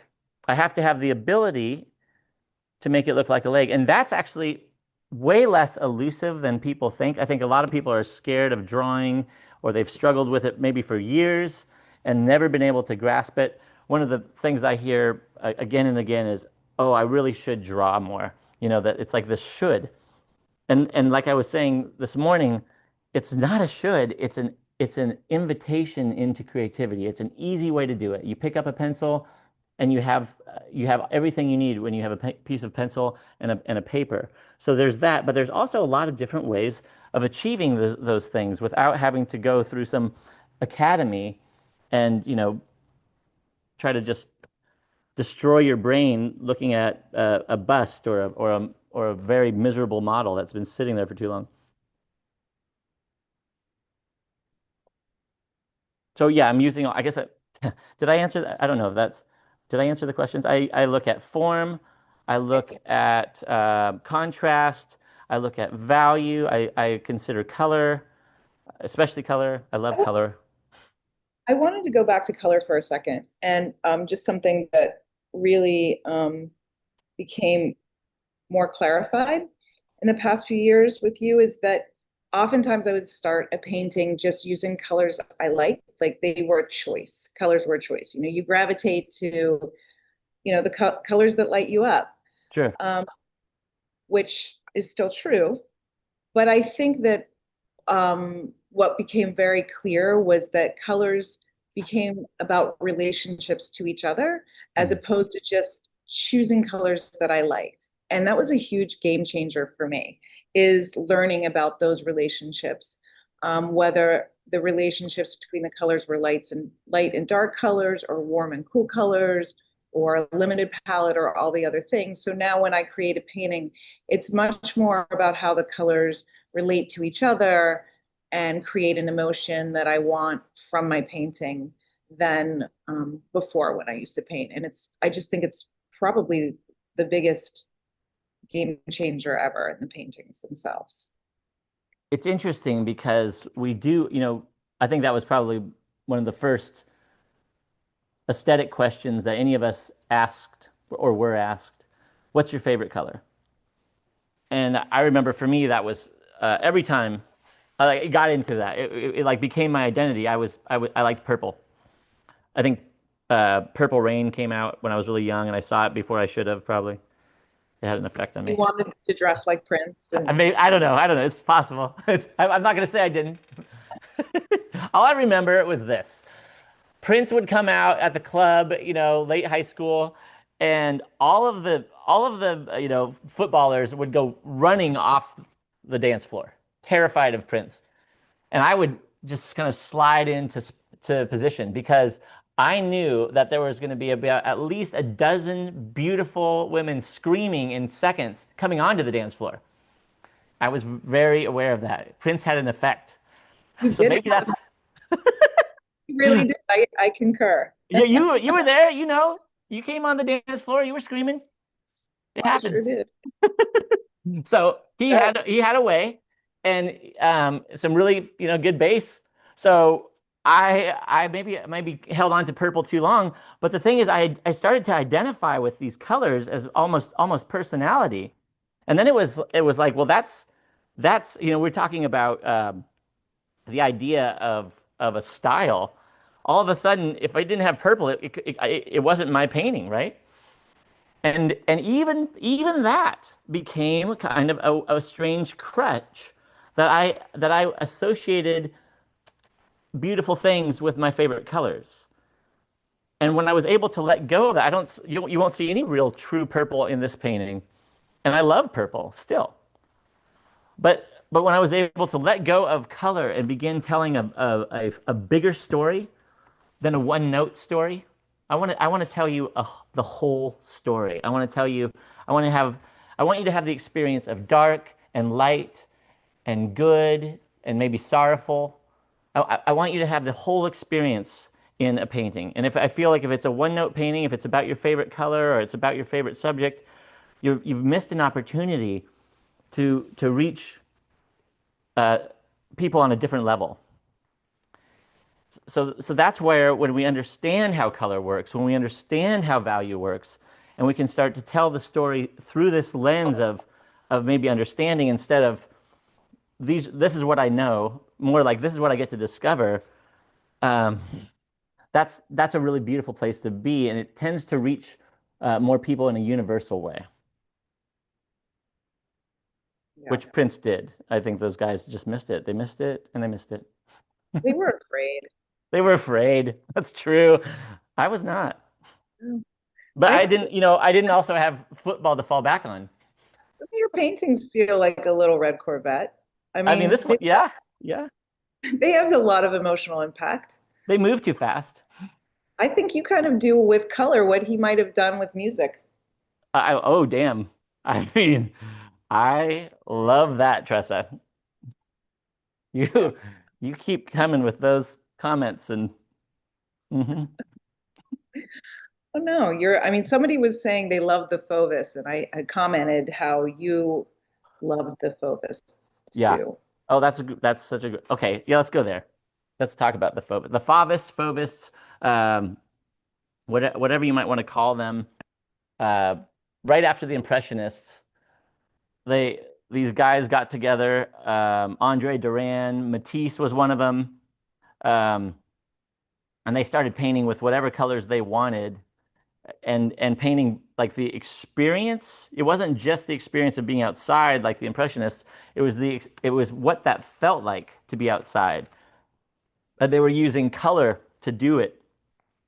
And I think some critic called them wild beasts, and he meant it in derogatory way.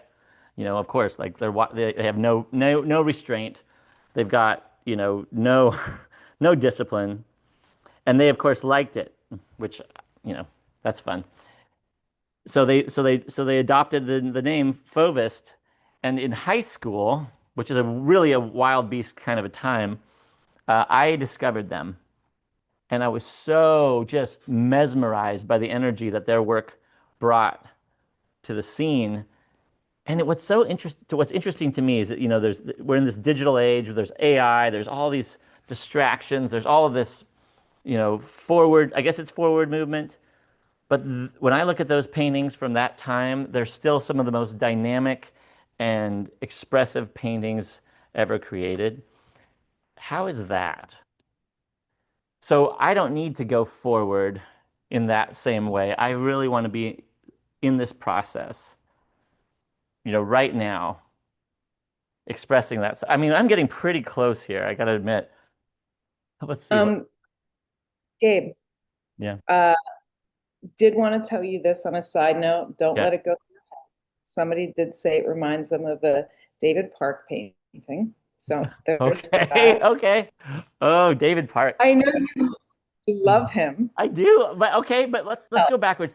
For those of you who aren't sure who David Park is, and I'll bet there's a lot of you, he's a Bay Area expressionist, and a good friend of mine.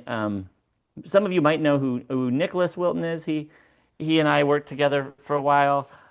His father, Clifford Wilton, was also a Bay Area expressionist, and he and I shared a studio for about 10 years and worked together before I met Nick.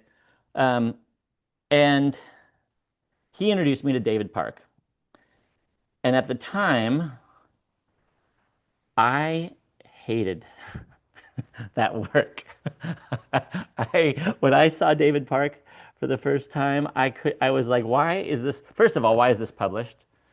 And second of all, why are you making me look at it? So here, this is about this idea of, I think this goes full circle to this idea of style. I really love that work now. It's so raw, it's so expressive, and I've changed. I've evolved. What used to offend me, I've not only embraced, but I've kind of maybe fallen in love with a little bit. I think that's it. That's all I have to say about David Park. But thank you. Yeah. Thank you for the compliment. I just remember us looking through a couple David Parks of his paintings, just being like, that's just how he abstracts is the rawness. It's pretty exciting. Raw. It's raw. For those of you who maybe come from my school, from back in the day where you got things right and you've been to the academy or whatever, and you see a David Park, and you look at one of his faces are terrible. If what you're looking for is a really well done face, but they're beautiful if what you're looking for is a well done painting. And then also, don't get me wrong. As much as I love David Park, I don't paint like David Park most of the time. If this looks like David Park, I don't know if I should apologize or. I do love it, but it's just that's kind of a segue. You took me on a ride there. I did. Well, sometimes, I mean, I think it has a lot of elements, that rawness, that abstractness, and I think that's what we're responding to. So, yeah. But on another note, lots of questions about your drywaller. One of the questions is, do you always use it? Another is, somebody uses it and they can't help but get marks that they don't want. Okay. And love that. So okay. Just elaborate. Let's jump in there. I use it because I get marks that I don't want. I use it because with this thing in my hand, I'm a little bit clumsier. I can nuance it. I can if I need to know where I'm going and I want to make it just so, I can do that. I can slow down and make that perfect mark. If I really want to make it perfect, I could get a small brush out and make it perfect. But if I do this, the control is less, and it allows for marks that are surprising. And believe it or not, those marks show up for people who don't know what they're looking at as well. When you make a mark that doesn't maybe fit the bill, you end up with a mark, like you said, that you didn't want. That doesn't necessarily mean that it's not okay or that it doesn't belong. It might not be part of your plan, but it might make your plan more beautiful. And that's what there's an openness to that kind of discovery that I would encourage everyone to entertain. Give yourself some room to make a mark that you're uncomfortable with. Leave it.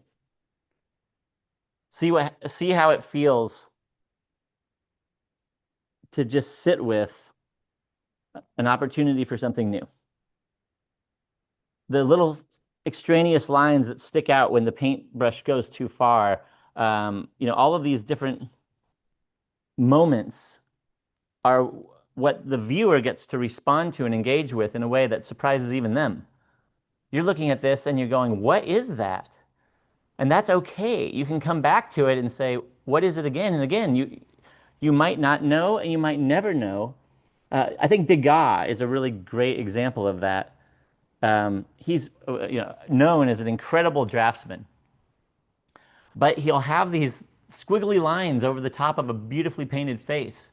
And I remember when I was first starting out and learning and trying so hard, I would get so frustrated by that. And I would be like, why is someone so good, so sloppy? And I'd fixate on it and I'd think about it again and again and I'd come back to it and I'd stare at it. And then I realized, oh, he got me. I keep coming back to it again and again. I'm staring at it. I'm having a discussion about his work and whether or not it's okay, whether or not I like it. And what could be a better compliment for an artist? Gabe, how do you stop from your colors getting muddy? It's a great question. Well, one thing that has really helped that, I have to admit, is, well, there's actually, I have a few different techniques.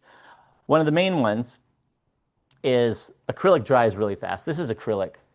So it's going to dry, and I don't have to worry about the colors getting that muddy. If I'm working with oil, and I go over this and over this and over this, I will get mud unless I keep it clean, unless what you can do to stop that if you're working in an oil, or even in acrylic if you're overworking acrylic, is you can, it takes some effort, but you can remove yourself from the editorial part of your brain. If instead of making a mark and then asking yourself if that mark is okay, you make a mark and you let it live. You just let it exist and move on to another space. I don't know if you've noticed, but I've been working this whole painting the whole time as one thing. If you allow yourself to move on throughout the painting, there's a lot less risk of getting caught. If we are second guessing ourselves, if we're asking ourselves if we're doing okay, if we're in a critical mode instead of a creative mode while we're painting, we're going to overwork it. It's going to become muddy. We can be critical, we should be critical, but when the work is done, you can observe it later without a brush in your hand. That's the way to do that. Check it later, see how you're doing later when you've had a snack. Not when you're in the throes of it, because when we start to get into that critical space while we're painting, we maybe aren't the best judge of our own work. It's hard to, does that make sense? It does make sense. It actually almost answered the question above it, which was, how do you know when it's time to stop? And how do you stop yourself from going too far on a painting, which so many of us do so often. Right, and I'm risking as we speak. Um, Uh, okay, for example, I've got a couple little marks left to make, I think, but um, I have a 3 hour workshop to teach here, but my painting is a 2 hour workshop painting. This is coming together way faster than I thought it was. I really like where it's at. I love the energy that I have here. Um, so one of my judgments might be keep painting until the end of the workshop. The other judgment is it's about a painting, it's not about a workshop, and we'll see which one wins.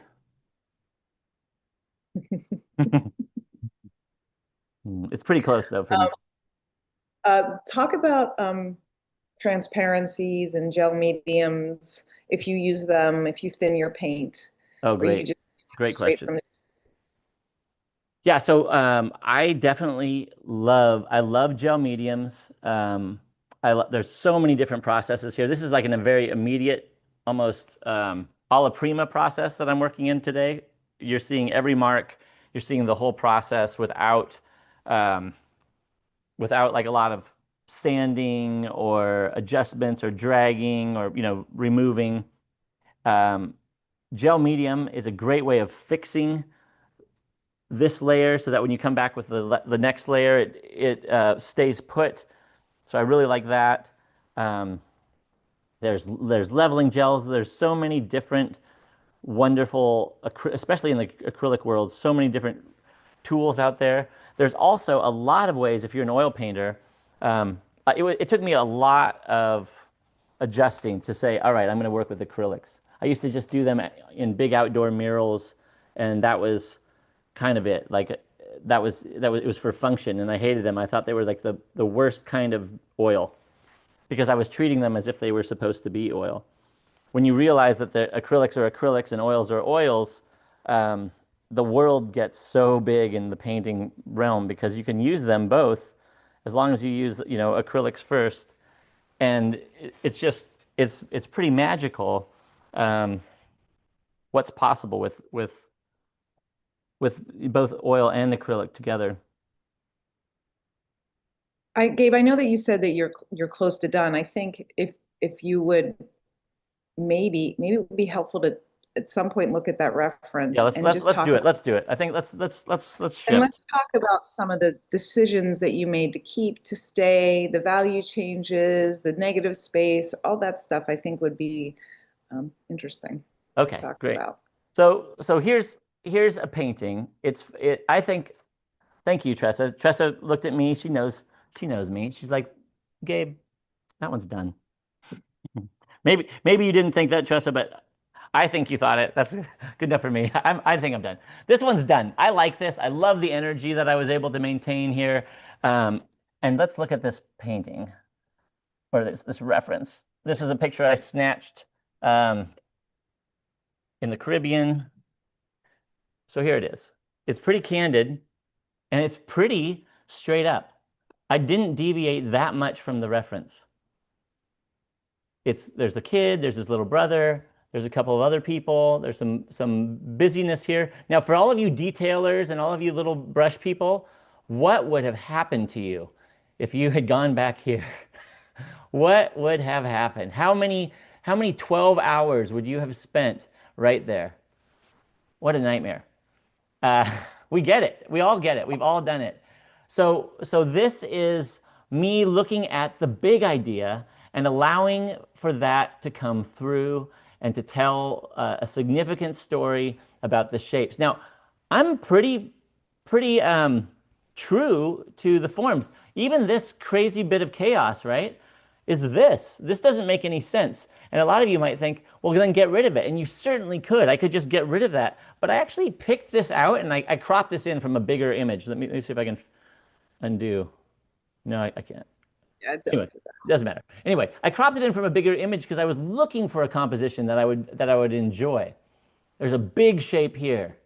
There's a little shape here. There's another shape here. These two figures are one. I love that. I love the idea that this isn't just a static figure. It's a thing. Same with them. They're connected. So this idea of following this exactly, but irrationally, is kind of me merging representationalism with abstraction, and that's kind of at the heart of what this is all about. This is my process, and this is one version of it. Let me jump back to the camera really quick. And somebody said, as you jump back there, someone said the composition is perfect. And that's one thing Gabe teaches so well. I think struggling with the composition is always a struggle, you know. So how many times have you gotten a painting on a canvas only to find later that the composition is just wrong? It just doesn't work.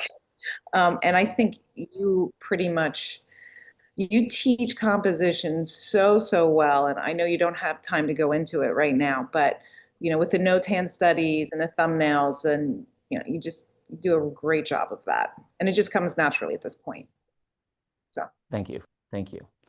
Yeah, I think one of that was actually a hard one lesson for me. Composition came later for me.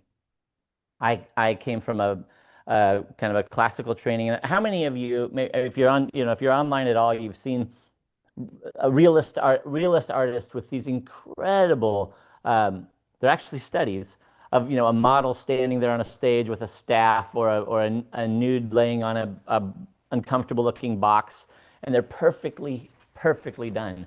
And the emphasis in these academies, and a lot of academies, is to be sure that you can do that perfectly. And it's an incredible talent, and I'm not taking away from that. But the problem that I've found, for those of us who've maybe gone through an experience like that, or who have tried to get it just right, is that we tend to fixate on if it's right or if it's wrong, and we lose track of, is it good? Am I in love with it? Does it light me up? When I'm standing in a museum or a gallery and I see something like that from across the room, do I stop? Do I drool? Am I drooling? That's important, because I've worked from models, I've worked from photographs, I've done a million of different things, and if I get a carefully rendered person, no matter how beautiful they are, if I've taken the life out of that person because I've painted it so carefully, I've kind of missed the boat. But if I can create a painting that is vivid and alive and you know, takes a person's breath away, even if it doesn't look anything like what I started with, I'm arriving somewhere. And that's what this balance is. That's what the dance is that we're doing in paint. Now, one thing about this painting, so 2 days ago we did a little warm-up painting, and this was done in the same way. This is like a multi-figure painting. These are both studies. They're at study levels, and this is a little. You can see that. This is a figurative painting. These figures emerged in the exact same way from the same process that you just saw over here. There was a playground. This playground was, it was red. It was like lots of reds and blues and like light little. This is blue, believe it or not. So there were all this chaos coming through, and then these figures started to emerge. And what was it, about an hour in? And then all of a sudden, Tressa said, "There's two of them. There's two people there." I was like twiddling my thumbs, like, okay. Yeah, what's going on here? Yeah, and then I was like, oh my gosh, that's another foot. Yeah. So that's fun. That's the exploration. It's about how much we're willing to lean in and let the paint do the work for us, and then what we're going to retrieve from that. Now, if you're struggling with drawing or the shapes, that can be really frustrating. You know, the question was asked, how do you keep from getting your painting muddy? Part of the balance here is that we also need to know how to find those shapes accurately. This is the best kept secret.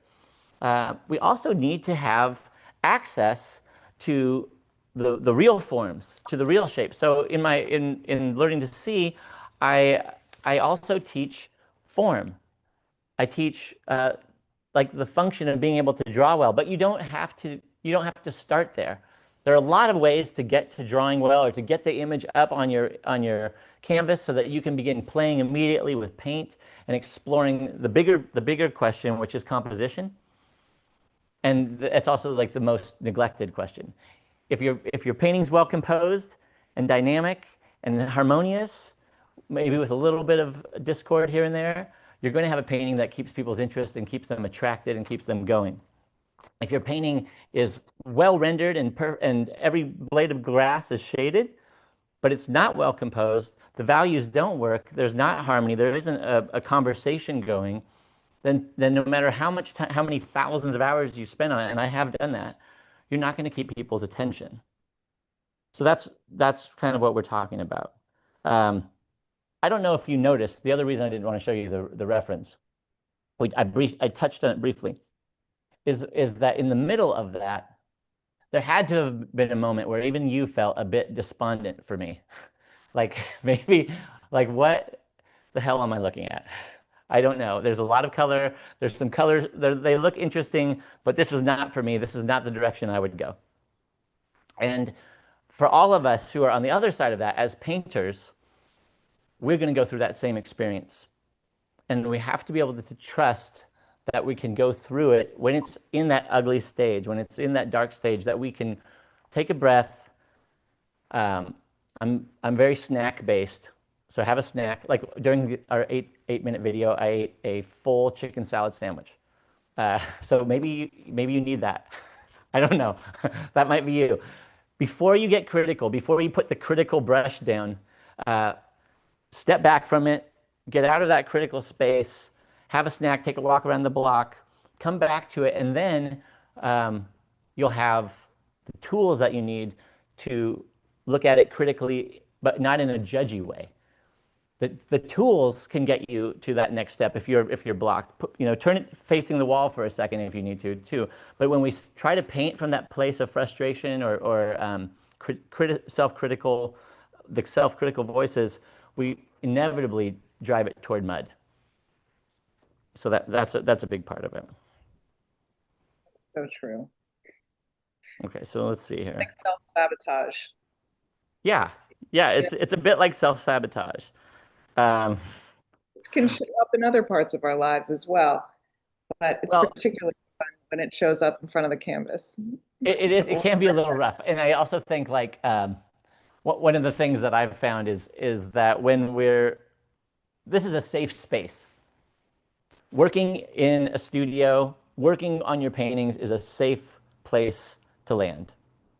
And I've worked out so many of my maybe they're neuroses, I don't know what they are, but they're maybe the life lessons that I need to learn, I get to practice here. And I think that's one of the most amazing things about being an artist. Gabe, when we were talking about this, when you were talking to me about this version of this learning to see, you were really focused on, you wanted to teach from a place of calm and quiet, which is an incredible space. And I think I love that so much, because that's what we need. We live in this crazy world that feels a little bit crazier than last year, and it keeps getting crazier. And you really wanted to focus on that space of painting from a calm and quiet space, so we can be as creative as possible and do the best work that we can in a calm space, not a critical space. And I think that, you showed us some amazing techniques today and your painting, but I do feel that that's something that you do very, very well. And that's something that's important to you. Yeah, that's interesting. I think many of you have maybe picked up on the fact that I have a lot of energy. And when I'm working with people, Dave can attest to this, Breland can attest, even Tressa, Tressa and I work from across the country, but I don't sit still very well. I tend to work best when I'm running in a circle around the room, unless I'm painting. And when I'm painting, everything slows down, and I find that rhythm. Sometimes I forget to breathe, but a lot of times I even find my breath. I know that after a few hours of painting, there's usually about a half an hour where I feel like I've been hit with a stick, But then after that, I just have this peace. Like, don't get me into a social situation right after a painting, but for the rest of the night, I'm gold. If I don't have my painting, um, there's this. I mean, and stress, Tressa, you were speaking to this right now. I think it's more important for us, maybe now than ever. It's one of the reasons I don't work on my iPad very often. Like I don't tend to draw on an iPad. I always use a sketchbook. I use a pencil. We all have access to these phones. We have these laptops. This is a wonderful place to gather information, and it's a more powerful tool than it ever has been, and it's beautiful that we can all see each other and relate this way. But it's also, I think, a trap, because the meditative aspect of what we're doing with our hands, when we're actually letting the color come through us, the values come through us, that's primal. It's like it's one of the oldest, maybe, connective energies that we have access to. And being a painter is really valuable in that way. For many of you with this kind of energetic can relate to what I'm saying. So that's important. And I wanted to speak to the why behind what I'm doing and the how, maybe. It's easy in a demo like this for people to feel overwhelmed, like they wouldn't necessarily be able to do this. And certainly you're not going to do it like I do it. I'm me. Tressa is Tressa. Breland's Breland. You're all you. But we do have tools that are available to us. And when you have some understanding, then you can start to enjoy that chaos. You can start to enjoy the freedom that you have to create, instead of creating what, as much as you think you can, and then getting stopped by what you don't know how to achieve. And what my goal is as a teacher is to provide a broad toolbox for you to dig through, so that you can create in any way that you choose. One question I'd like to ask you: many of you may have a style. How many of you have a style that is built around what you can do, but also potentially built around what you haven't been able to do? That's a good question to ask yourself, because if some people don't paint figuratively, or they don't paint realistically because they don't have any interest in it. They're not interested in telling that kind of visual story. And I completely respect that. But there are a lot of us who've been painting and tried maybe to paint a figure, or went toward this, we leaned in toward this thing, and we weren't able to do it. We hit a wall of frustration, because we didn't think we could paint figures, or it was overwhelming to us to think of, like, could I compose several people in a room? Could I tell that story? And the answer is absolutely you can. But if you don't have the tools, that we start limiting ourselves, and our style isn't about choosing where we want to go. It's almost default. It's what we're left with. And so I guess my goal is that as an artist, you get to choose any direction that you want to go with your work, and take your work in any direction that you choose, rather than ending up painting in a way that's default. I think that's what Learning to See is about. That's what my program is about. So I guess that brings me to what the program is. I offer a program called Learning to See, and it's going to be available pretty soon here. I'll send you an email about it. It's an intensive 8-week course. Also, before we go, I am going to get back to the first video that I showed you, where I want you to see where that figure ends up, because without that figure, then you don't have the answer to those questions that you may have had.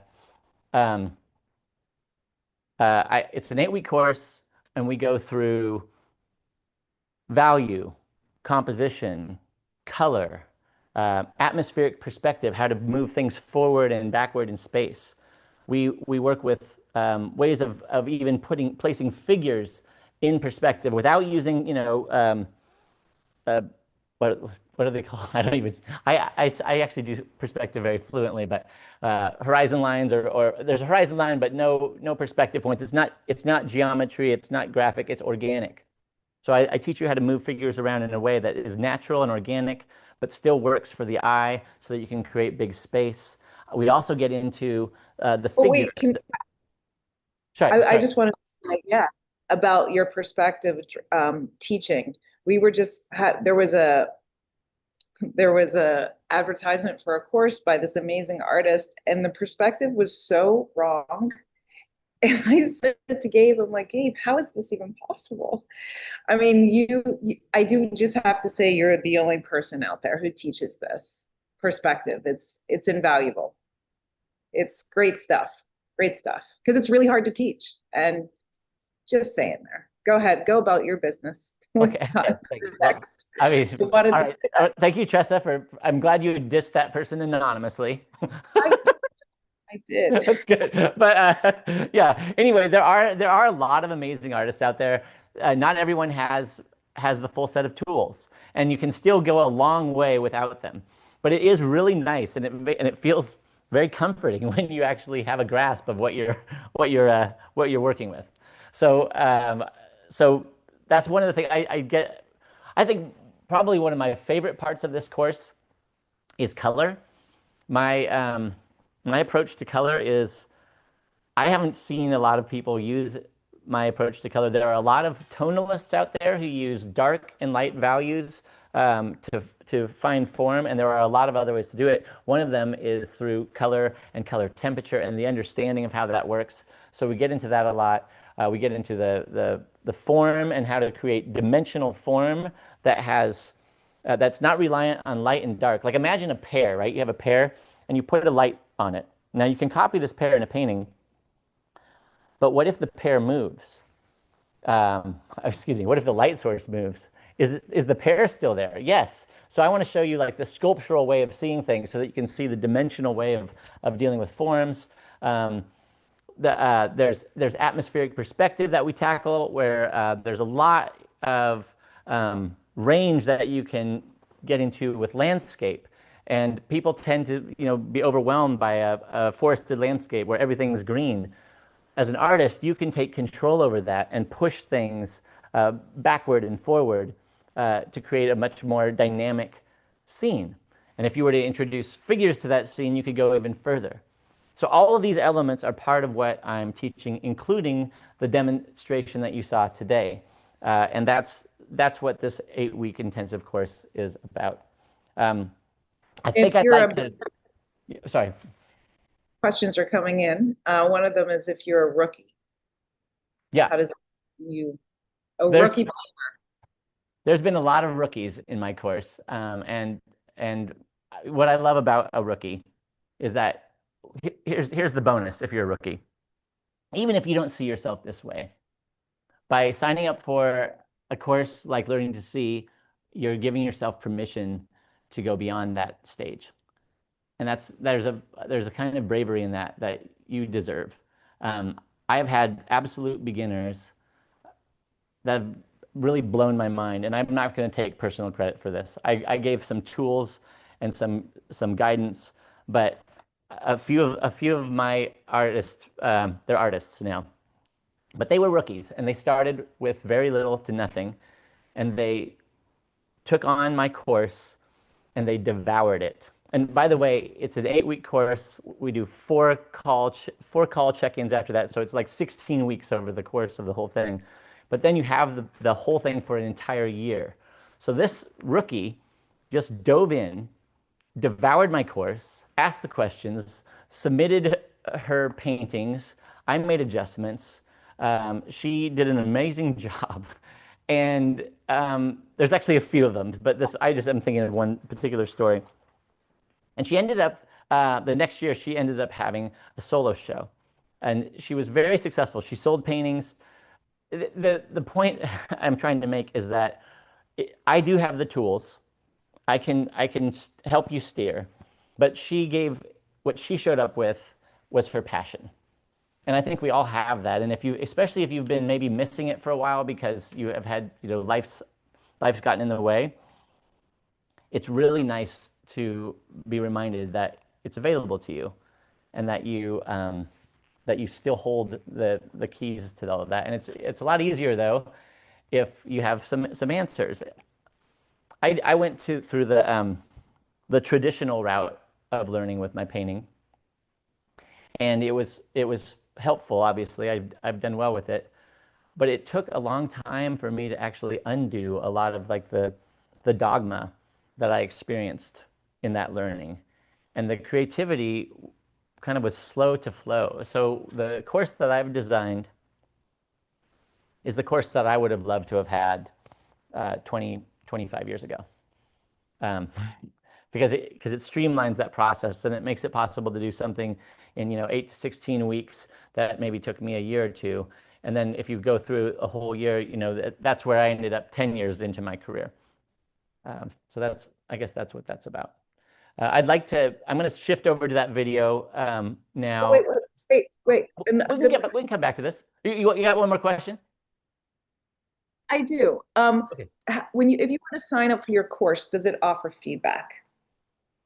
Yes. We talk a little bit about just the course and how it's structured, because I think it has an amazing structure, amazing connections, amazing feedback. Talk a little bit about that.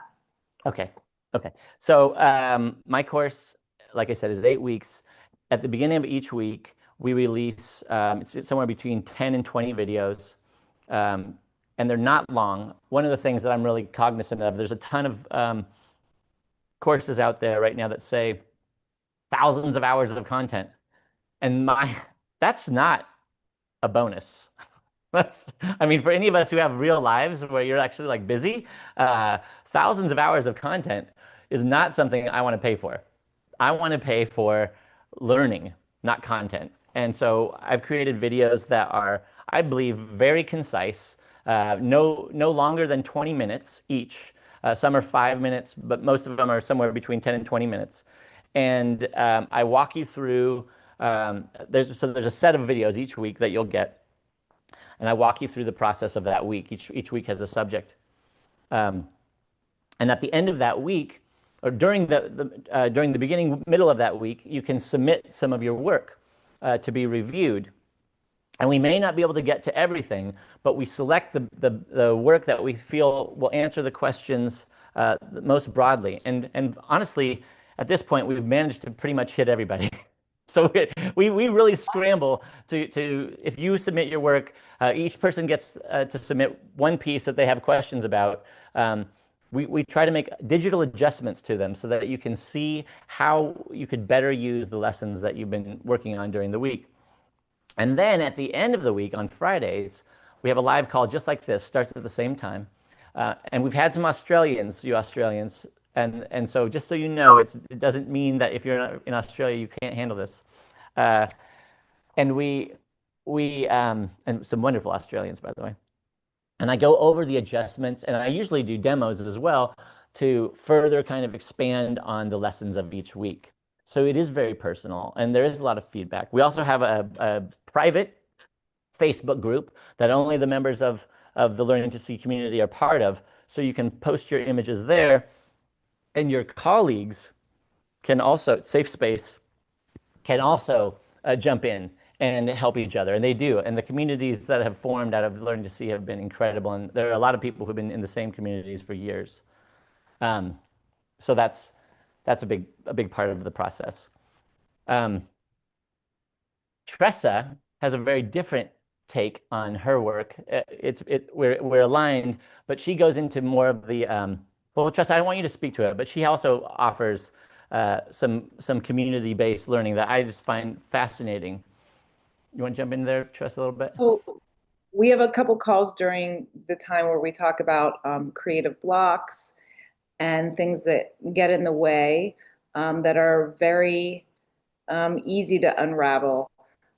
With the psych degree that I have and just a lot of the work that I did for training with lots of people, that you can really get out of these blocks with very specific ways of thinking about them and kind of tapping into your belief system around drone painting. And it really allows you to unlock up a lot of different parts of us so you can really, make the creative work that you want to and focus on the things that you're learning in his course without getting in your head, basically.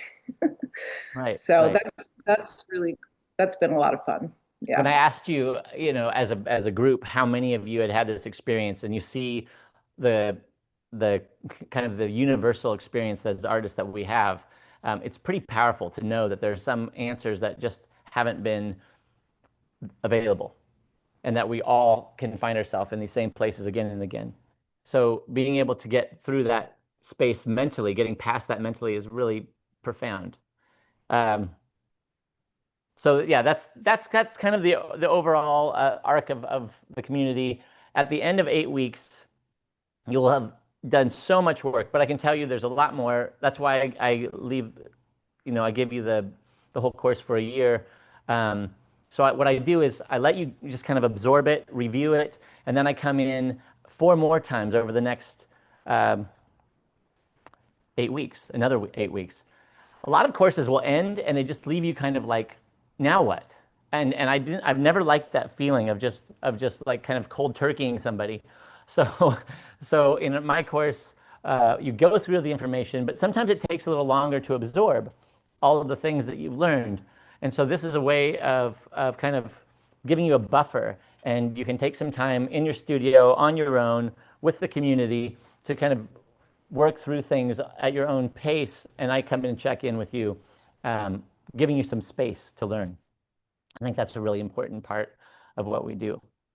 So I want to jump back into this video and finish that up a little bit, and then when the video's over, I think there's even some alumni are talking at the end here, but when that video is over, I'll be back here, and I'd love to answer more of your questions, and we'll close it out at 1:30. Okay, going forward.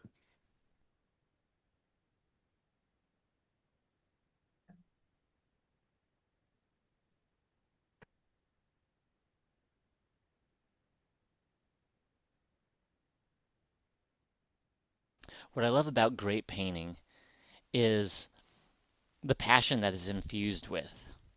It's about coming at it with everything and hitting it with both guns blazing. When you see a painter who does that, no matter how refined a representational painting that blows your mind because of its raw beauty, it's the passion that we respond to. And I think that the way that comes through is when the artist really has a handle on what they want to say and how they want to say it, and they're comfortable with the tools that they're using and the techniques that they have mastered. It causes them to transcend the muddy questioning that so many of us experience when we're creating our works of art. We want to know where we're going. We don't necessarily need to know all of the details, but that confidence in what we're doing is so precious and so valuable. And that confidence comes from knowing that at the end of the day, you're going to be able to pull it off.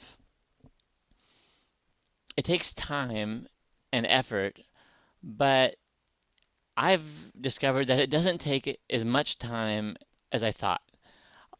Often it'll just be a pivotal moment when I make a discovery, I learn something that I didn't know before, and it shifts the whole paradigm for me.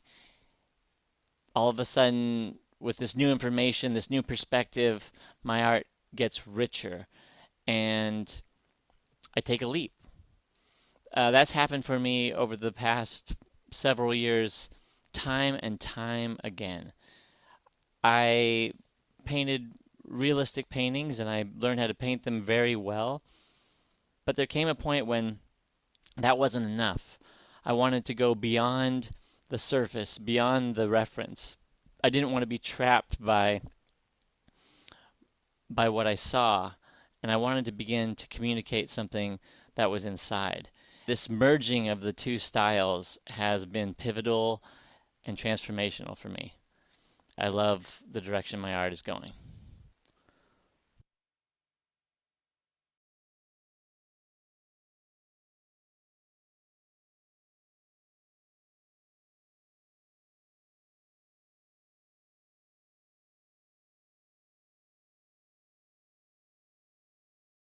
when I met Gabe on that live call that we did before we all signed up, I just knew that it wasn't going to be one or two things that I took away, particularly because I love his artwork. And I knew he'd be the person to get me to the next stage in mine. I just knew he would, and he did. And very shortly after the course, I had a one-man show of, I think it was about 23 or 24 pieces, based mainly on the stuff I'd done on the course. When I'm approaching a painting now, I don't approach it as, uh-oh, you know, I better do a good job on this portrait or on this still life or this landscape. Instead, I approach the canvas now with, what colors can I throw on? You know, what colors can I play with? And that makes the canvas so approachable. And it's enabled me to enlarge in the paintings that I do, because I haven't invested in this huge canvas and have to make this perfect pair. You know, instead I can just approach the canvas with, what colors do I think are pretty today? This course coming this year, I can't imagine what my life would be if I was not doing this. I could never have believed that I'd be painting like I do and enjoying it. And sometimes I just go, wow, did I do that? Learning to See is the first workshop I've ever taken. And while I initially was curious about the workshop because it offers something unique in that it offers an exploration between realism and abstraction in painting, what I ended up gaining from the workshop was so much more than I ever could have anticipated.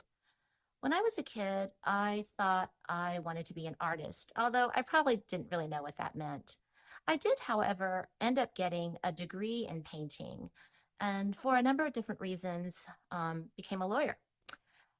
Being a lawyer was great, but it's really been a 30-year journey back for me, back to the thing that I always wanted to do, and back to the person that I always hoped I would be. And I really do credit Gabe and the entire 8Paint team and community with helping me find my way back to myself.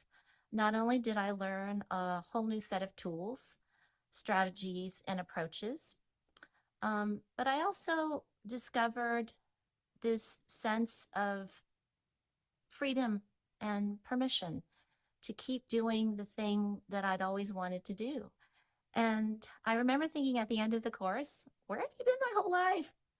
Anyway, I'm happy to say that at the end of the year, after applying the newfound strategies and discipline, I was offered my first solo show. Course is absolutely a game changer because he marries it all together and it builds when the lessons sink in, when you can see the shape and the form developing because of the way you're using the tools. It's magic. It's magic to be able to stand in this studio and create something from nothing.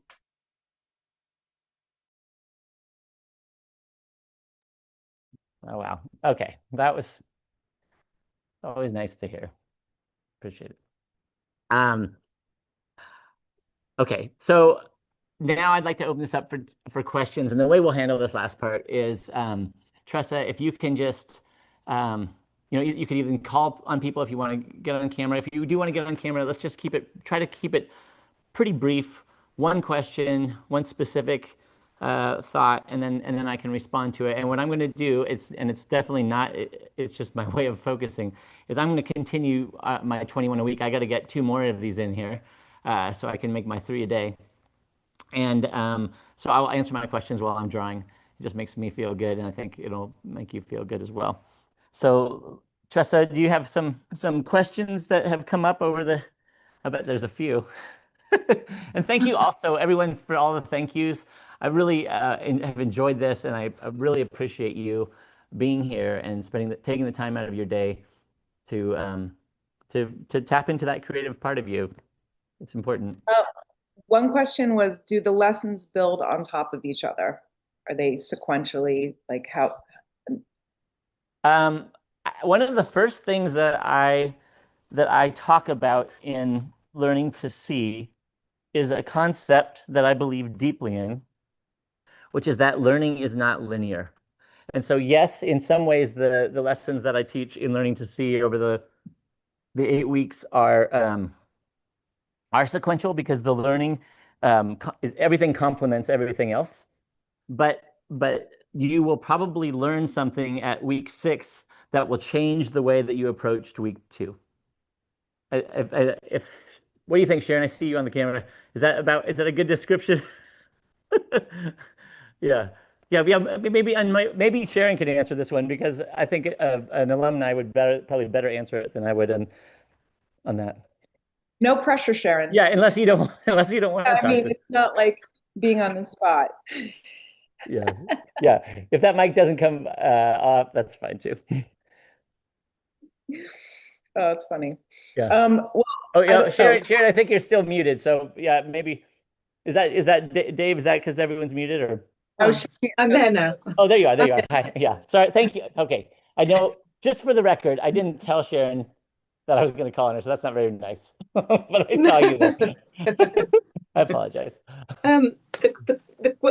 First of all, the course is fantastic. I've done it several times. There is a lot of content, and in terms of the course builds and builds and builds.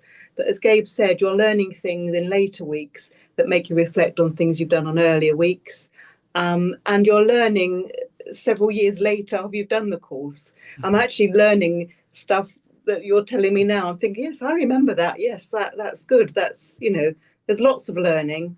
It's great. You just got to do it. Thank you, Sharon. Yes, I like it when Sharon answers these questions way better.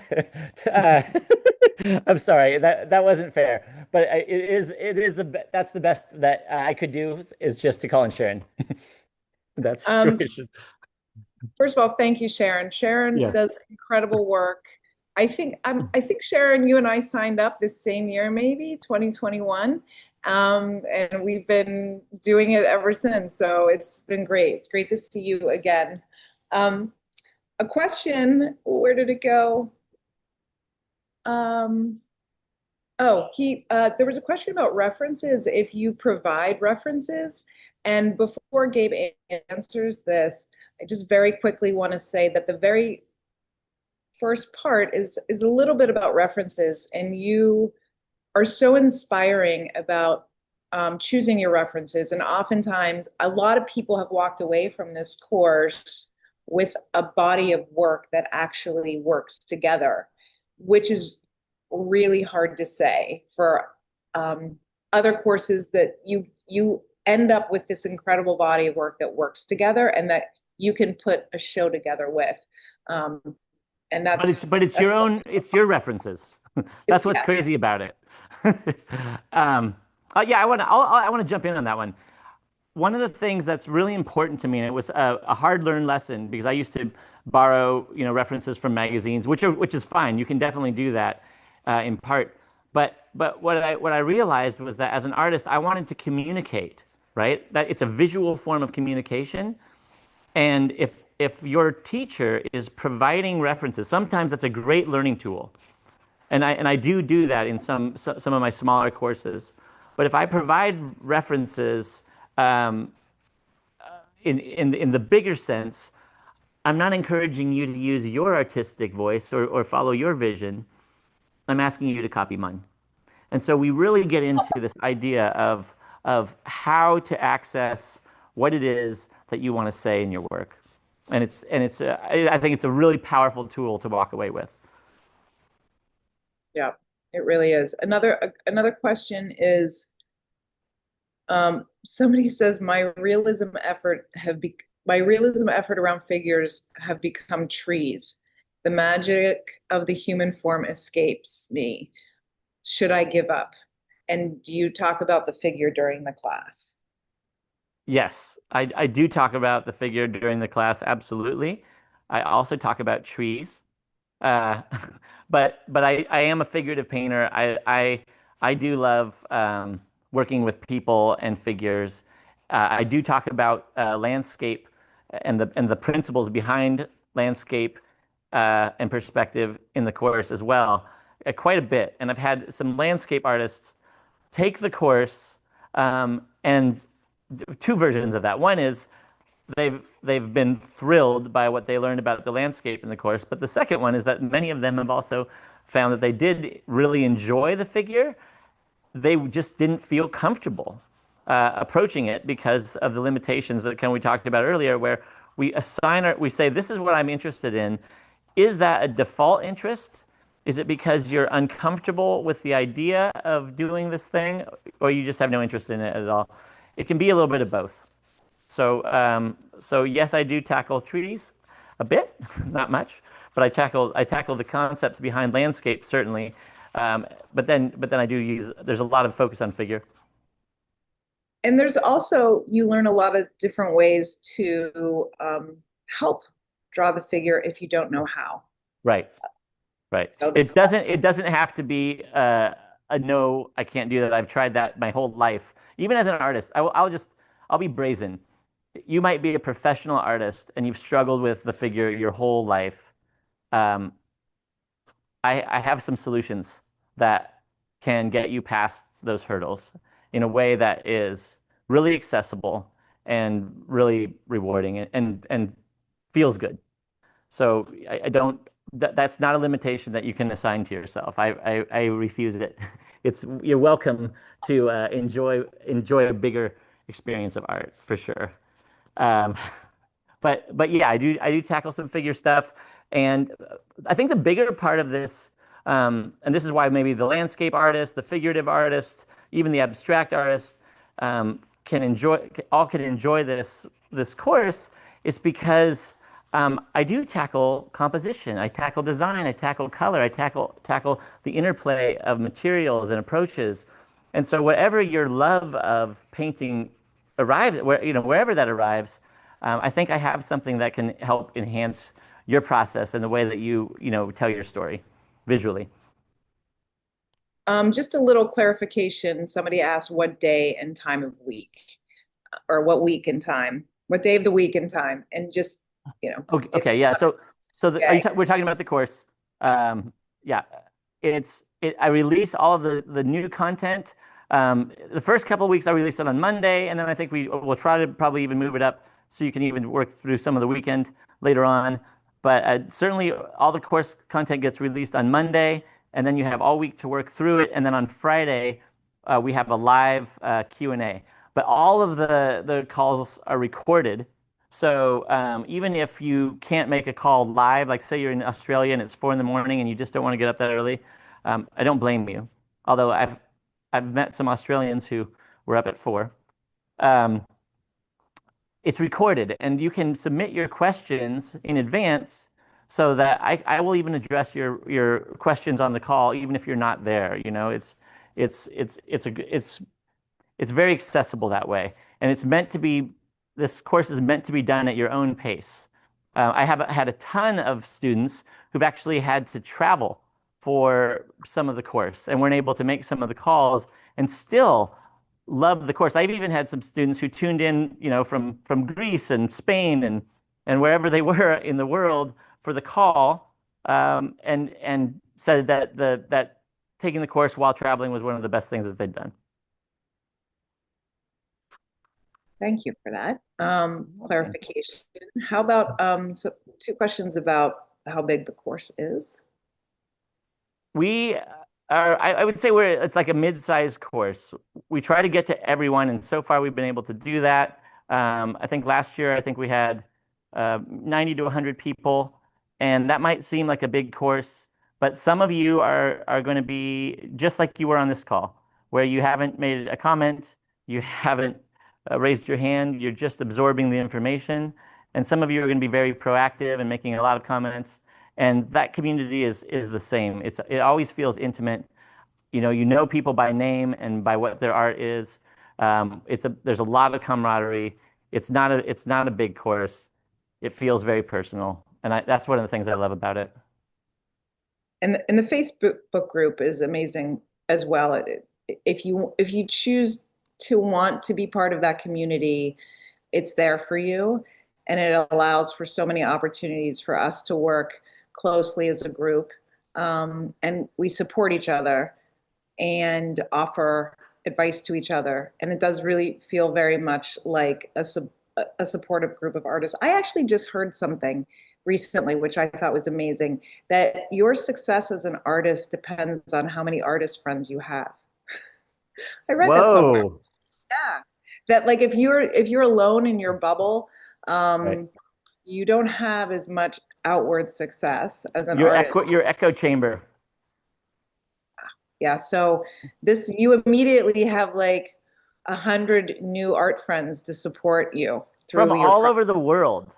Yeah. That's what gets me. I love that part. I love that part. I was gonna argue that point. I was like, well, you know, I I have I don't have any friends. I do have friends. I'm just joking. But I I'm was not gonna argue that point, but then I was like, I have a ton of friends through you. And I actually do feel pretty successful. So that lines right up. That actually might be true. Thank you, Tressa, for that insight. It's really interesting. It is Cool. interesting. Somebody asked you talk about like the business side, the promotion part of your art practice in the course. And you talk about oils. Oil painting is another one that's come up. Okay, yes, there's going to be an entire bonus section on oil paint. If you're new to oils, kind of like the basic safeties of it, but then also how to use it and how to use it with acrylic, the interplay. I was an oil painter for most of my career, almost exclusively, and I've learned to love acrylic so much that now I do both. And my technique now is to take my paintings as far as I feel they can go in acrylic, and if they can go all the way, then I'll leave them there, and then introduce oil for the nuances. Oil's still buttery, it's still rich, and I love it, love it, love it. So I do address that. As far as business goes, I am very, and I don't want to shoot anybody in the foot, but like, I'm very wary of people who are promoting art, the get rich art business course. I don't think that is what art is about, and I think it never has been. And yes, business is difficult, and we all have to kind of find our way. But my experience, and I've been doing this for 25 years. Some years have been violently successful, and some years have been really hard. But my way is so like the people that this goes back to kind of like the people that I've met and the experiences and the opportunities that I've had have been so personal. And there have been years when I've done everything right, and it's landed flat on its face. And there have been years when I felt like I didn't do anything right at all and had, some of the most incredible years of my business life. So to say that there's a prescription for that, I feel is maybe a little misleading in the art world. There's definitely, if you want to learn business, you can learn about advertising and you can learn about business, but to merge that with an art teaching, I don't know. I would love for you to focus on the creative heart of what you're doing. That's what I'm here for. That's just all I'll say, really. I don't really want to prescribe business techniques. So I just wanted to say it's almost 1:30. I did that math correct. You did. Okay. Yeah, you're right. Thank you, Breland. All right. I still owe you an extra sketch at some point. It's probably going to be on my own time. I hope that you will jump into the Facebook group and post some of your sketches, your 21s a week. I think too, don't go without telling people how to register. Okay, right. We'll be sending you an email. Probably within what, an hour or pretty soon, if we haven't sent it to you already. Already gone out. Okay, yeah, we've already sent you an email. It's from the team at 8paint.net. Look for that. You might look for it in your spam or promotions folders, and that will give you all the information about signing up for Learning to See.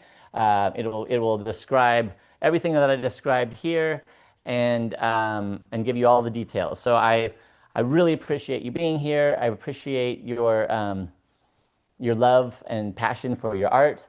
And I really hope to see you in Learning to See this year. It's going to be an incredible year. We have so much talent. We'll have a lot of alumni coming back, and it's a very fulfilling part of my year. So thank you so much for being here in attendance, and I wish you all the best. Have a wonderful weekend. I hope that some of you will be painting during the Super Bowl. If you're watching it, that's okay. I guess I might watch some of it too. Anyway, much love to you all from all around the world.